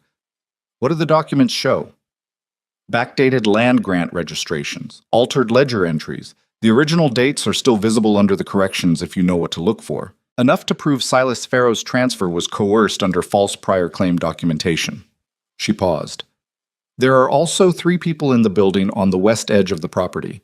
A man named Crane, who used to own the North Valley spread, and 2 others. They've been in there as leverage while the county processes the land transfer. This produced the first visible response from him. A brief stillness, not long, before he resumed checking the horse's cinch marks. How long? I don't know exactly. Months, for the man. Another brief pause. How many armed men on the property? 11 currently, not counting Cutter. Reeves and Packer are in Red Mesa. They went looking for you yesterday. I don't know their status. They'll be back by tonight, he said. They're all right, just not happy about it. He said this without particular satisfaction, just as a logistical fact. That makes 13 including Cutter, plus Vex. Vex doesn't fight. She looked at him directly for the first time since the barn. How do you know that? He met her eyes briefly. Because men who have other men do their fighting for them lose the habit. He turned to check his saddlebag. What's your play? I have a contact who carries documents out in 3 weeks on the next supply run to a clerk at the county land office who's already suspicious about the registration dates. That's the legal route.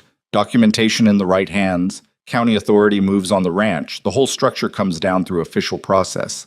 She paused. That was the plan before you arrived. And now? Now I think we don't have 3 weeks. She said it flatly. Vex knows you're here with Farrow's backing. He knows the county scrutiny is increasing. If he decides the risk is becoming unmanageable, the people in that west building become a liability instead of an asset. She let that sit for a moment. I don't want to wait 3 weeks for Collins if there's a chance Vex moves on the lockup before then. Maddox was quiet for a moment, which she was learning to read as his version of actual consideration rather than hesitation. What do you need from me? I need the cabinet key, which means I need Vex separated from it. She'd been building this piece since the moment she'd seen Maddox walk into the office, and Vex's face do that unguarded thing. You came here with Farrow's information, which means you have something on Vex personally that predates the land fraud, something from before, when Farrow first dealt with him. Whatever that is, it frightened him when you walked in. I saw it. He looked at her with the same quality of focused attention he'd used in the office. You were watching his face. I watch everything. A beat. Farrow's brother, he said. Vex had him killed 4 years ago, staged as a riding accident. I have a witness who'll testify. A man named Greer, who used to work for Vex and has been in Tucson keeping quiet for 3 years. He said this with the economy of a man who's said it before and knows exactly how much weight each word carries. If Vex believes I have Greer's signed statement with me, he'll want to deal privately rather than let it become a public proceeding. Does he believe you have it? I told him I did. Do you? I have a letter from Greer. It's not quite a signed statement. It's enough to start a proceeding, not enough to guarantee a conviction. He said this without apology, as a neutral accounting of resources. But Vex doesn't know that. She thought about this. If you tell him you'll trade the Greer letter for private settlement, enough money and a signed release of Farrow's land, he'll need to go to his office to get what he can offer you. He'll want to be in control of that conversation. He'll want to be at his desk with the cabinet nearby. He'll also have Cutter in the room. Yes. She'd thought about Cutter. Cutter is the problem. He's competent and he's loyal, not from affection, from investment. He's been part of this long enough that Vex going down takes Cutter with him. He'll fight because he has no alternative. She looked at the barn entrance. One of the men at the far end had moved. She tracked him peripherally. How do you want to handle him? One thing at a time, Maddox said. You get the cabinet open if I get Vex away from his desk. Can you do that? If you give me 4 minutes alone in the office, yes. What do you do with what's in the cabinet? She'd thought about this for 6 weeks.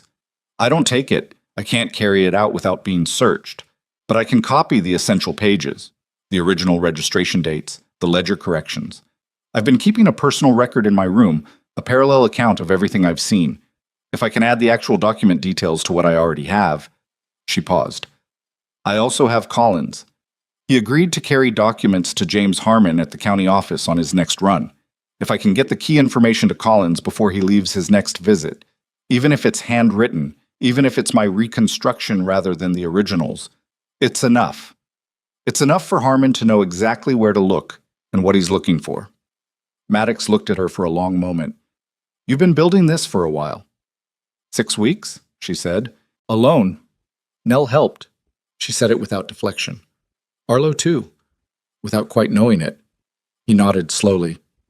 Outside, the rain had eased slightly about. She could tell by the changed quality of the sound on the barn roof. The people in the west building, he said. Cutter has the key. Yes? So we need Cutter separated from it too. He said it with the tone of a man who is not dismayed by complexity, but is also not pretending it doesn't exist. That's 2 simultaneous problems. 3, she said.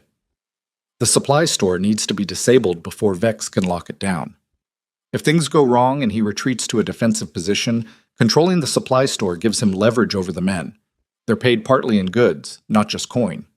Cut his control of supplies, and the men who are here out of economic necessity, not loyalty, have less reason to hold their positions. The barn was quiet for a moment except for the horses and the diminishing rain. You came up with all of this from a ledger room, Maddox said. Not sarcastically. More the way you say something when the thing you're saying is still landing. I came up with it from paying attention, she said, which is what I had. She looked at him directly. I'm not asking you to run someone else's plan. I'm telling you what I know about this ranch and how it works, and what needs to happen for it to stop working. What you do with that is your decision. He looked at her. Then he said, Tonight. Tonight, she agreed. She pushed off the stall partition and walked back out into the cooling rain. The afternoon was the hardest part. She went back to the office and worked accounts. Vex returned within 20 minutes of her, settled at his desk, and the two of them occupied the same room for 3 hours with the specific tension of people who are performing normalcy with different levels of skill. Vex was good at it. She was better because she'd been doing it longer and because she wasn't afraid the way he was afraid. He was afraid of a specific thing arriving at a specific time. She had simply decided that the time was here, and the fear had to be filed somewhere it wouldn't affect her hands. She finished the accounts she'd been working on. She started a new reconciliation. She watched Vex's key, the small brass key on the chain at his vest, with the peripheral attention she'd developed for exactly this kind of observation. At 4 o'clock, Maddox came back to the main house. She heard him in the entrance hall below, heard him ask to speak to Vex again, heard Cutter's voice and then Vex's, and then footsteps on the stairs. All 3 of them. She kept working as they entered. Miss Hart. Vex, at the door. She looked up. You can finish that tomorrow. She gathered her papers. She was being removed from the room again, which was what she'd expected. Maddox had asked for a private negotiation, and Vex would want the room controlled. She stood, collected her things, and moved to the door. This time Maddox was standing further into the room, closer to the desk. She had to angle past Cutter, who was at the door, and there was no moment of clear sightlines. Cutter was watching her, and Vex was watching Maddox, and the 2 seconds she'd had in the morning weren't available. She went down the stairs. She stood in the hall for 30 seconds. Then she went to the kitchen and found Nell and said very quietly, Cutter's upstairs. Now. Nell's hand tightened on the pot she was holding. Now. The moment he comes down, I need to know. Whatever you have to do to see the stairs from wherever you can see them. She paused. And I need you to get Arlo. For what? The supply store. I need him to move the tin box from the supply store to the bunkhouse before tonight. Hide it in his gear. Collins can't carry documents out if they're locked up somewhere Vex controls. Nell set the pot down. Arlo doesn't know what he's moving. He doesn't need to. Tell him I said it's important. He'll do it. She met Nell's eyes. Nell, after tonight, one way or another, this is going to be different. I need you to be ready to move when I tell you. Nell looked at her for a moment. 8 months of managed waiting in her face, and underneath it something that was choosing right now to become something else. I've been ready, she said. I've just been waiting for a direction. But the gunshot came at 8:30. She heard it from her room, where she'd been waiting with her coat on and her compiled notes folded inside it. And every relevant piece of information she'd gathered in 6 weeks organized in her head in the order she'd need it. One shot from the upper floor, then a gap, then sounds she couldn't clearly identify. Something falling, a door, shouting from the yard as the men outside reacted to the noise. She was moving before the shouting started. Up the back stairs, not the main ones. She'd identified the back stairs in the first week, a service access that came up near the kitchen and opened onto the second-floor hallway 3 doors from the office. She'd never used them because she'd never needed to. She used them now. The office door was partially open. She pushed through it. Vex was at his desk. He was alive. The shot hadn't been at him, or if it had missed, because he was standing behind the desk with his hand moving toward the center drawer and the expression of a man whose calculation has just failed catastrophically. Maddox was across the room, near the east wall, and Cutter was on the floor with his hand pressed against his upper arm and a look of concentrated fury rather than pain on his face. A graze, she thought, not serious, but enough to put him down for the crucial seconds. Maddox's gun was up. He looked at her when she came through the door, and his expression shifted slightly. Relief was too large a word for it, but something in that direction. Key, she said to Vex. Vex stared at her. The drawer was still half open. Move your hand away from that drawer, Maddox said. Quiet, the same even voice, but with a quality under it that she hadn't heard before. The specific tone of a man who will do what he's saying he'll do and would prefer not to. Vex moved his hand away from the drawer. The key, Evelyn said again.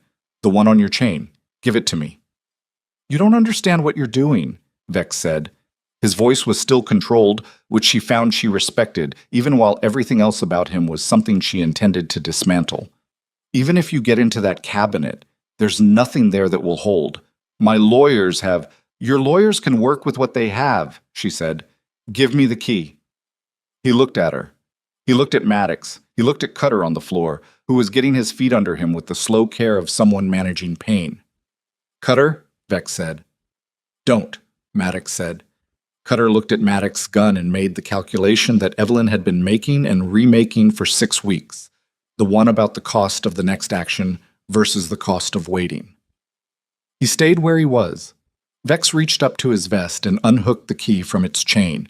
He set it on the desk with a sound that was very small in the room. She crossed to the desk, picked up the key, and went to the east wall cabinet. It opened on the first try. And she'd expected files. What she found was better than files. Vex was, whatever else he was, a systematic man. The cabinet held 12 leather-bound folders arranged by year and category, each labeled in his tight, controlled hand. She found the land grant folder for the relevant years in 40 seconds. She found the original registration documents in another 30. They were in a separate sleeve within the folder, the copies he'd kept before the alterations, which he'd apparently been unable to destroy because they were the originals, and destroying originals creates a different kind of legal problem. He'd kept the evidence of his own fraud in a locked cabinet in his own office, because he was the kind of man who believed the lock would always be sufficient, who believed the walls were always going to hold. She pulled the relevant pages. 6 sheets. The original registration dates clear, the land parcel descriptions matching the altered ledger entries she'd memorized over 6 weeks. She folded them inside her coat with her compiled notes. There's a man named James Harmon at the county land office, she said to the room at large, her back still to the desk. These pages need to reach him, along with the invoice records Collins has been keeping in the supply store. She turned around. Collins will carry them. He's already agreed. Vex looked at her with an expression she hadn't seen on him before. Not the assessment or the flatness or the brief fear she'd seen when Maddox walked in. Something more fundamental than any of those. The look of a man who has built a structure over many years and is watching it recognize its own weight for the first time. "You've been planning this since you arrived," he said. "Since the wagon," she said. "Since Red Mesa." A pause. "I bought you for $10. "You did," she said. "That was your mistake." From outside, the shouting in the yard had changed quality. It had been the reactive noise of men hearing a gunshot, but now it was directional, organized, which meant Cutter's men were moving toward the house. She looked at Maddox. "The west building," she said. "We need to get to it before they lock it down." He nodded. He looked at Vex. "You're going to stay in this room," he said. "Cutter?" He looked at Cutter, who was standing now, one arm held close. "There are 12 armed men downstairs and outside. You know that. I know that. Miss Hart knows that." He paused. "You also know that the first man who fires on us makes everything that's in those documents a public record before sunrise. That's how this works. I didn't come here alone." This was new information. She looked at him. "Farrow sent 2 men from Tucson," he said, catching her look. "They've been outside the fence line since yesterday. If they hear sustained gunfire, they ride for the county seat." He said it to Cutter, but it was also for her, filling in the piece of his plan she hadn't known about. "Or you can let us walk out, and this gets handled in a courthouse instead of a yard. Your choice." Cutter looked at Vex. Vex was still looking at Evelyn. "Let them go," Vex said. Cutter's jaw worked. "Sir, I said let them go." He sat down in his chair, heavily, with the specific quality of a man lowering himself into something he'd known was coming for a long time without knowing exactly when. "It's done, Cutter, it's done." They went out the back stairs, through the kitchen where Nell was waiting with Arlo, who had the specific expression of someone who had been told something important and was still integrating it, and through the back door into the yard. The yard was full of men who didn't know what to do. She'd counted on that. The middlemen, the ones who were here for wages and not for investment in Vex's particular project, would stall in the absence of clear instruction. Cutter was upstairs. Vex was upstairs. The instinct of hired labor without active direction is to wait and see. They crossed the yard. She led. She knew the route, had walked it in her head 100 times, and Maddox stayed just behind her left shoulder, which she registered as a choice about positioning, the specific choice of someone who is covering a person they've decided is worth covering. The west building had a padlock and a bar, like the supply store, but the bar was solid and the lock was good. Cutter's key wasn't on the door. She'd assumed it wouldn't be. She looked at Maddox. He looked at the lock for a moment, then at the door frame. The building was old, older than the main house she'd noted in her first week observations, with the particular construction of something built before the ranch was fully established. The frame was weathered wood. "Stand back," he said. She and Nell and Arlo moved back. He used his boot rather than his gun, which was smart. A gunshot here would crystallize the hesitation in the yard into action. 3 kicks at the lower hinge point, measured and hard, and the door frame gave with a crack that was loud, but not as loud as a shot. The door swung inward.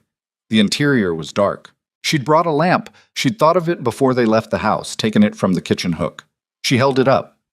3 people. A man who must be Crane, sitting against the far wall with the specific exhaustion of someone who has been in a small, dark space for months. Present, conscious, but worn to something close to the edge of what a person can sustain. A woman beside him, in somewhat better condition, who turned her face away from the lamp's light before turning it back and looking at them with an expression that went through several things in quick succession. And a younger man near the door, who had positioned himself there deliberately, she thought. The one who would try to do something if someone came through the door, who meant further harm. "My name is Evelyn Hart," she said. "We're getting you out." Crane looked at her. His voice, when it came, was rough with disuse. "Who sent you?" "Nobody sent me," she said. "I came on my own." He looked at her for a moment longer. Then he nodded slowly, like a man accepting a fact that he hadn't previously believed possible. They helped them out of the building and into the wet night air of the yard, where the ranch hands were still standing in their uncertain clusters, and nobody stopped them, because Vex had said, let them go, and Cutter had relayed it. Because even at the end, Vex understood what Maddox had understood about the 2 men outside the fence line, and what their riding to the county seat would mean for everything and everyone. The accelerated version, the public version, the version with no room for private settlement. She got them to the barn.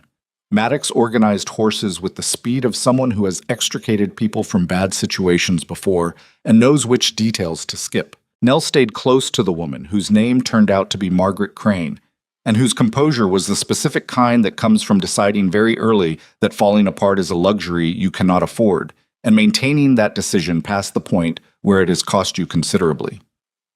Arlo helped Crane onto a horse with the careful attention he brought to physical tasks, and she felt something about Arlo in that moment, the uncomplicated decency of him, the way he handled the older man's difficulty mounting without acknowledging it as difficulty, just steady hands and a steadying presence. "The tin box," she said to Arlo.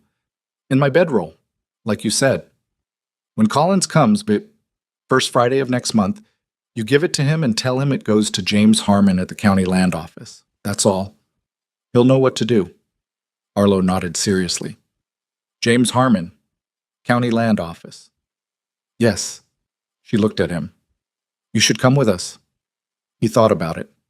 The genuine consideration of someone who doesn't make decisions quickly and knows this about himself. "I'll be all right," he said. "Vex isn't going to do much of anything now, and someone's got to make sure Collins gets that box." She didn't argue. He was probably right on both counts. They rode out through the north fence line. The cut wire Maddox had come through, now dark and quiet in the aftermath of rain. 8 of them, Maddox, Evelyn, Nell, the 3 from the West Building, and 2 of Vex's ranch hands who had quietly attached themselves to the departing group rather than remain behind in the collapsing structure of whatever the Vex ranch was going to be without its center. She looked back once. The main house was lit on both floors, figures moving in the windows, the whole property reconfiguring itself around the fact of what had just happened. The iron gates were open. They'd gone out the north wire, not the main entrance. But she could see the gate from here, standing open in the rain-clean night. She turned back to the road ahead, the 6 documents inside her coat pressed against her ribs with each movement of the horse. Physical, specific, real.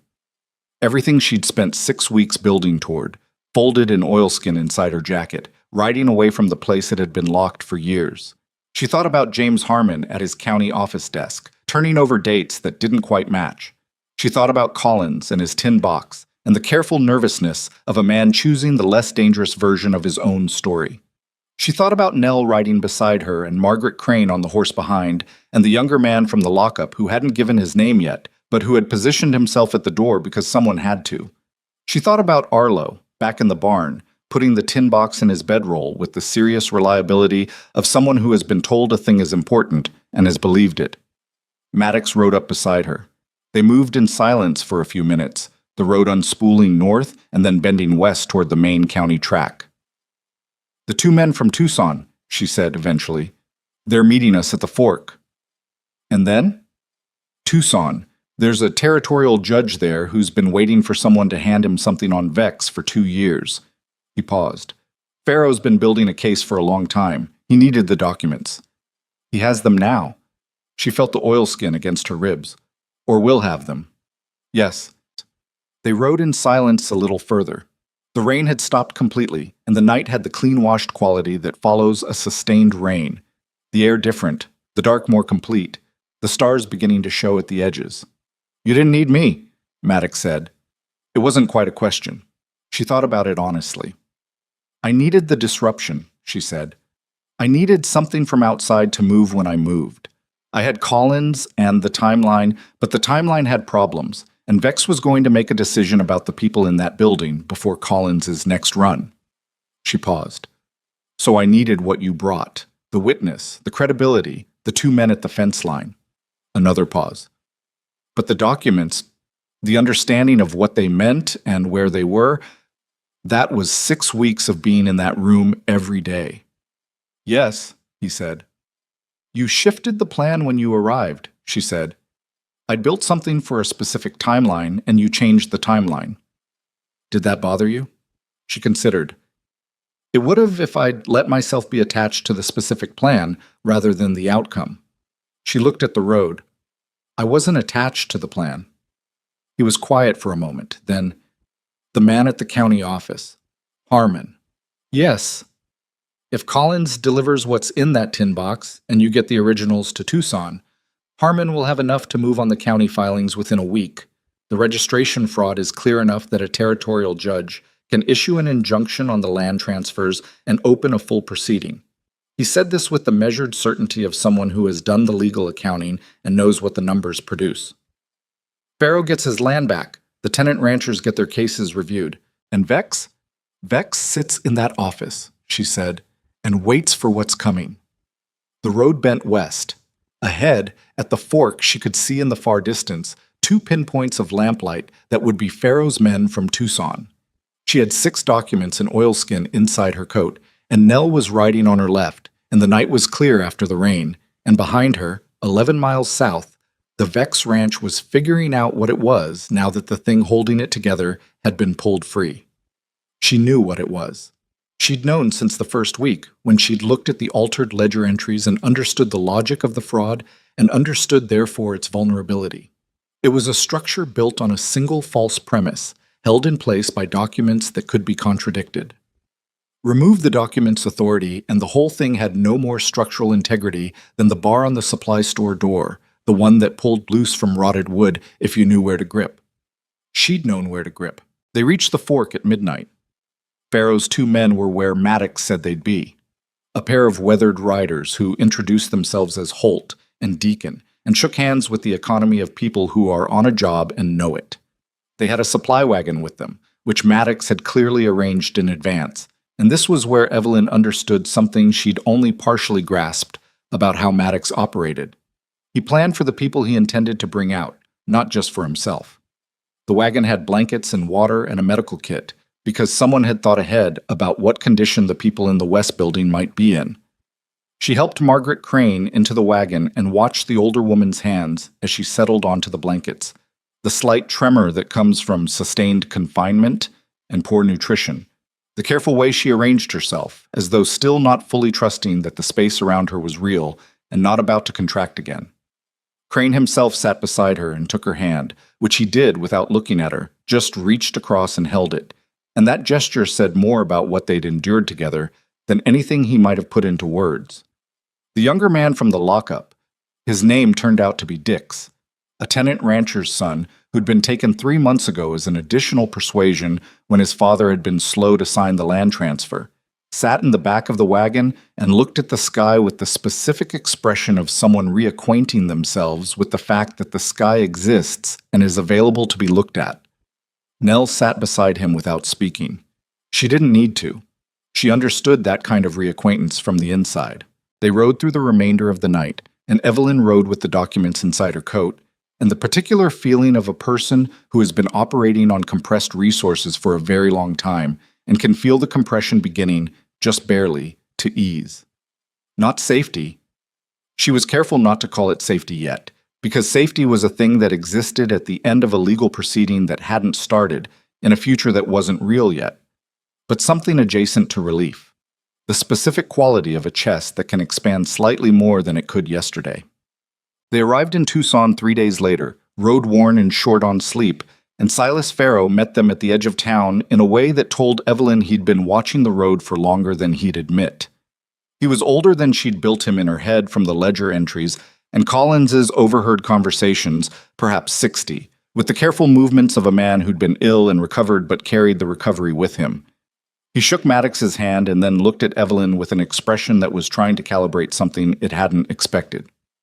"You're the one who got the originals?" he said. "Yes." He nodded slowly. "I had men looking for a way into that ranch for 2 years." He said it without drama, just as a fact that had weight. Never got past the gate. "I came in through the auction," she said. He looked at her for a moment, then, "I'm sorry for that." "Don't be sorry for it," she said. "Use what came of it." He did. The meeting with the territorial judge happened the following afternoon in a wood-paneled office that smelled of old paper and the particular mustiness of authority that has been accumulating for decades. Evelyn laid the 6 documents on the judge's desk alongside her compiled reconstruction, 6 weeks of parallel accounting, every altered date, every ledger correction, the original tenant-rancher payment records, and the registration filing dates they contradicted. Maddox provided Greer's letter from Tucson. Crane gave a preliminary testimony about his confinement that was quiet and specific, and exactly the kind of account that judges listen to differently than they listen to documents. The judge, a man named Albright, with the deliberate manner of someone who had learned to move slowly because hasty decisions had cost him, looked at the papers for a long time without speaking. Then he looked at Evelyn. "You compiled this while employed as his accountant," he said. "While owned," she said. "There's a difference." Albright held her gaze for a moment. "There is," he said. He looked back at the papers. "I'll issue the injunction today. The full proceeding will take time, months, possibly longer. But the land transfers are frozen as of tonight, and I'll have a warrant issued for Harlan Vex's arrest by morning." She thought about Vex in his office, sitting in his chair with the specific weight of a man who had said, "Let them go," because he'd understood, in that moment, that the walls had come down. She thought about whether he was still there, whether he'd run, or whether, in some fundamental way, he didn't know how to be anywhere except inside the structure he'd built. She didn't ask the judge to make it painful for him. She just needed it to be real. Collins made his delivery the first Friday of the following month, and Arlo gave him the tin box as instructed, and Collins, nervous to the last, but committed now, because Vex's arrest had made the calculus definitively clearer, delivered it to James Harmon at the county land office, with a written account of his own role that was as honest as a man trying to minimize his culpability could make it. Harmon, it turned out, was 26 and had been at the county office for 3 years and had flagged the registration date inconsistencies 8 months ago and been told twice by his supervisor to let it go. He had not let it go. He had kept a private file and kept asking questions and kept being told he was looking for a problem that didn't exist. Evelyn learned this later, secondhand, through Maddox, who had stayed in Tucson long enough to see the proceeding begin and had maintained some contact with Harmon through the early stages. She thought about Harmon for a long time when she heard it. This young man in a county office, no particular power, no particular resources, just the stubborn insistence that the dates didn't match, and that dates not matching was worth caring about. He hadn't known about the people in the West Building or the auction block in Red Mesa, or Silas Farrow's brother, who had died 4 years ago because he'd known too much about a man who used locks to solve all his problems. Harmon had just thought the dates were wrong, and had kept thinking so. She understood that more than she could easily say. The particular stubbornness of continuing to notice a thing when everyone around you has agreed it's not worth noticing. It wasn't heroism. It was something quieter and more durable than heroism. It was just the refusal to put down what you'd picked up, because putting it down was easier. She'd carried her own version of that refusal from the auction block in Red Mesa to a judge's desk in Tucson, through 6 weeks of ledger columns and kitchen wall listening and a tin box and a man who came in from the north through a cut fence line. The territorial proceeding took 4 months. Harlan Vex was arrested at the ranch 9 days after the warrant was issued. He had not run, which confirmed what she'd thought about him, that the ranch was the only place he knew how to be, and without it, he had no coordinates. The fraud charges were comprehensive, the land grants were voided, and the tenant-rancher families whose transfers had been coerced received county-supported reviews of their original ownership claims. Silas Farrow got his land back. It took 3 months of additional legal work and cost him money he didn't easily have, and the land had been poorly managed during the period of Vex's control, but he got it back. She heard he planted wheat the following spring. Collins testified for the prosecution and received a reduced charge in exchange, fraud by participation, a fine, probationary supervision. He was nervous about it to the end, and she thought that was probably appropriate. The nervousness of a man who understood what he'd been part of, even if he'd been the least culpable part of it. She had no particular warmth toward him, but she didn't have contempt either. He had done, in the end, what she'd read him as capable of doing. That was enough. Cutter was charged alongside Vex. He pled not guilty, which everyone expected, and the proceeding against him was ongoing at the time she stopped tracking it. She thought about Cutter sometimes, his flat competence, his investment in Vex's operation as a purely transactional thing, the way he'd stayed down on the office floor because he'd run the numbers and found them unfavorable. He was not a man who had deceived himself about what he was doing. She found that she had more complicated feelings about that than she'd expected. The people who know exactly what they're doing and do it anyway are harder to file cleanly than the people who have convinced themselves they're doing something else. Arlo left the ranch voluntarily 2 weeks after the warrant was issued and found work at a livery stable in a town called Garfield, 40 miles west. She knew this because he wrote her a letter. the large unpracticed handwriting, the misspelling she'd found humanly real, and told her he'd been offered a good wage and that the horses were in decent shape, and that he'd passed the tin box along exactly as instructed, and that he hoped she was all right. He asked no questions about what had happened with all of it. He seemed to understand without needing it explained that the thing she'd been building had gone where it needed to go, and that his part in it had been the part he was capable of playing, and that this was enough. She wrote back. She told him the horses in Garfield were lucky.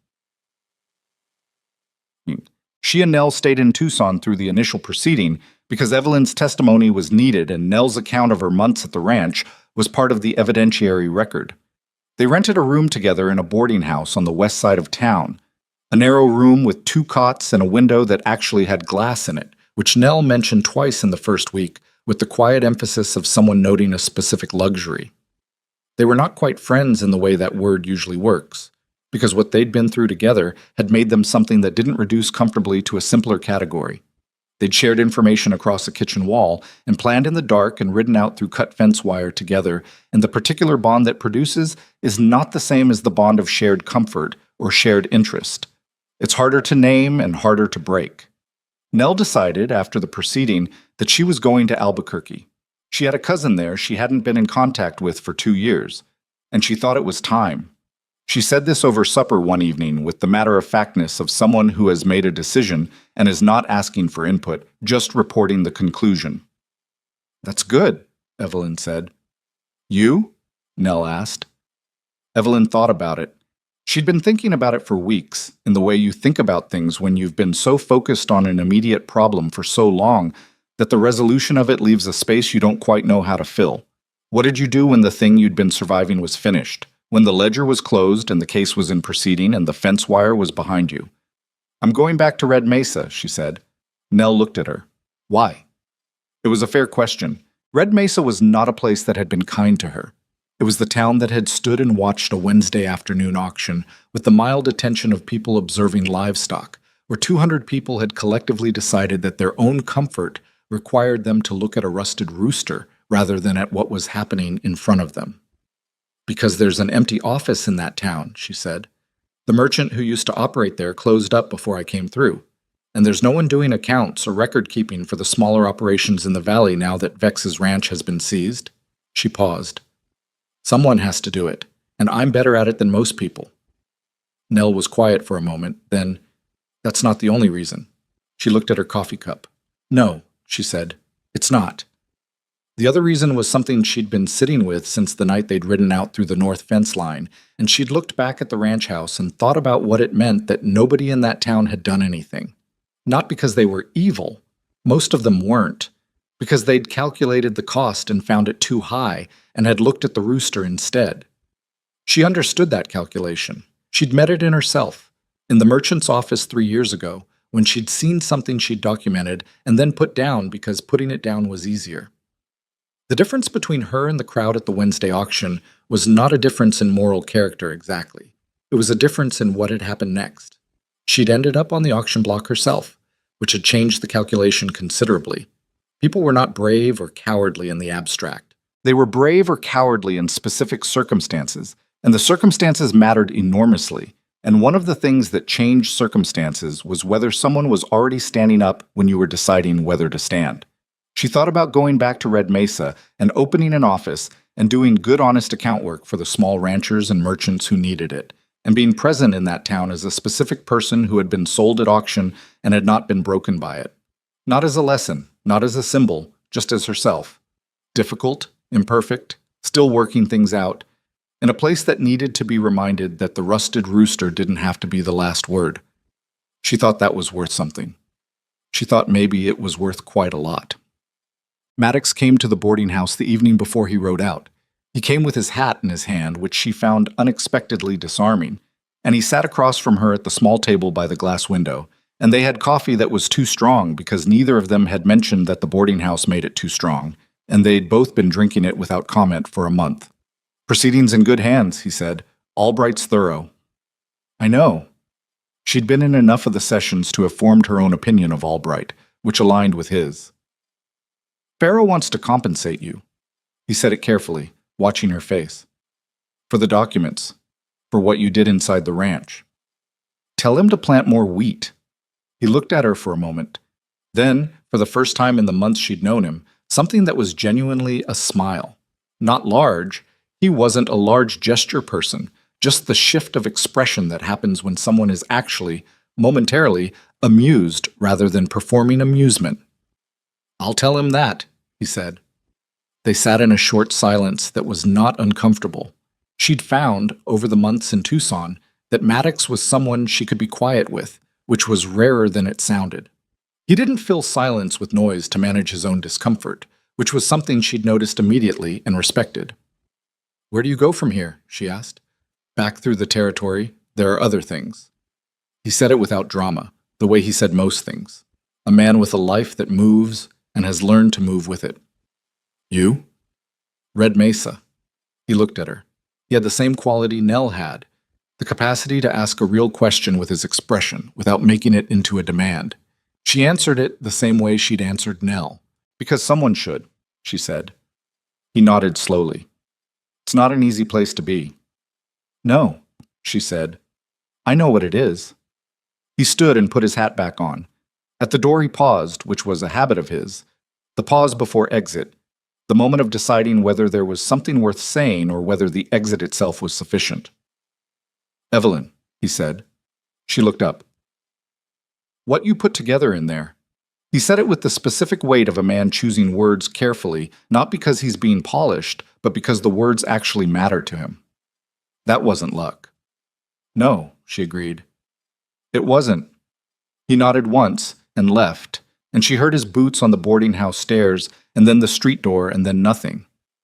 She sat at the table with the too strong coffee and the glass window and the Tucson night outside, and she thought about luck versus what it actually was.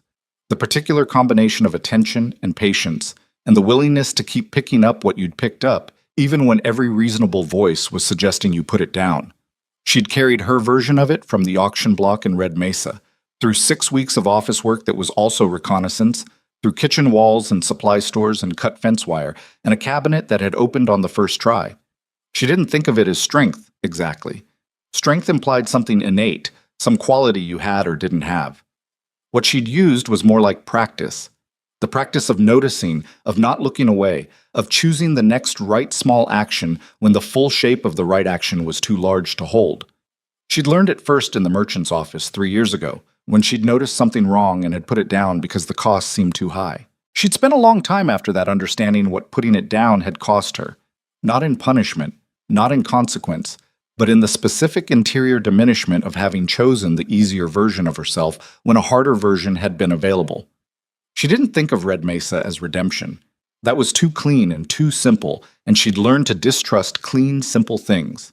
She thought of it as continuation, the next place where noticing and not looking away and choosing the harder version of herself was possible and necessary.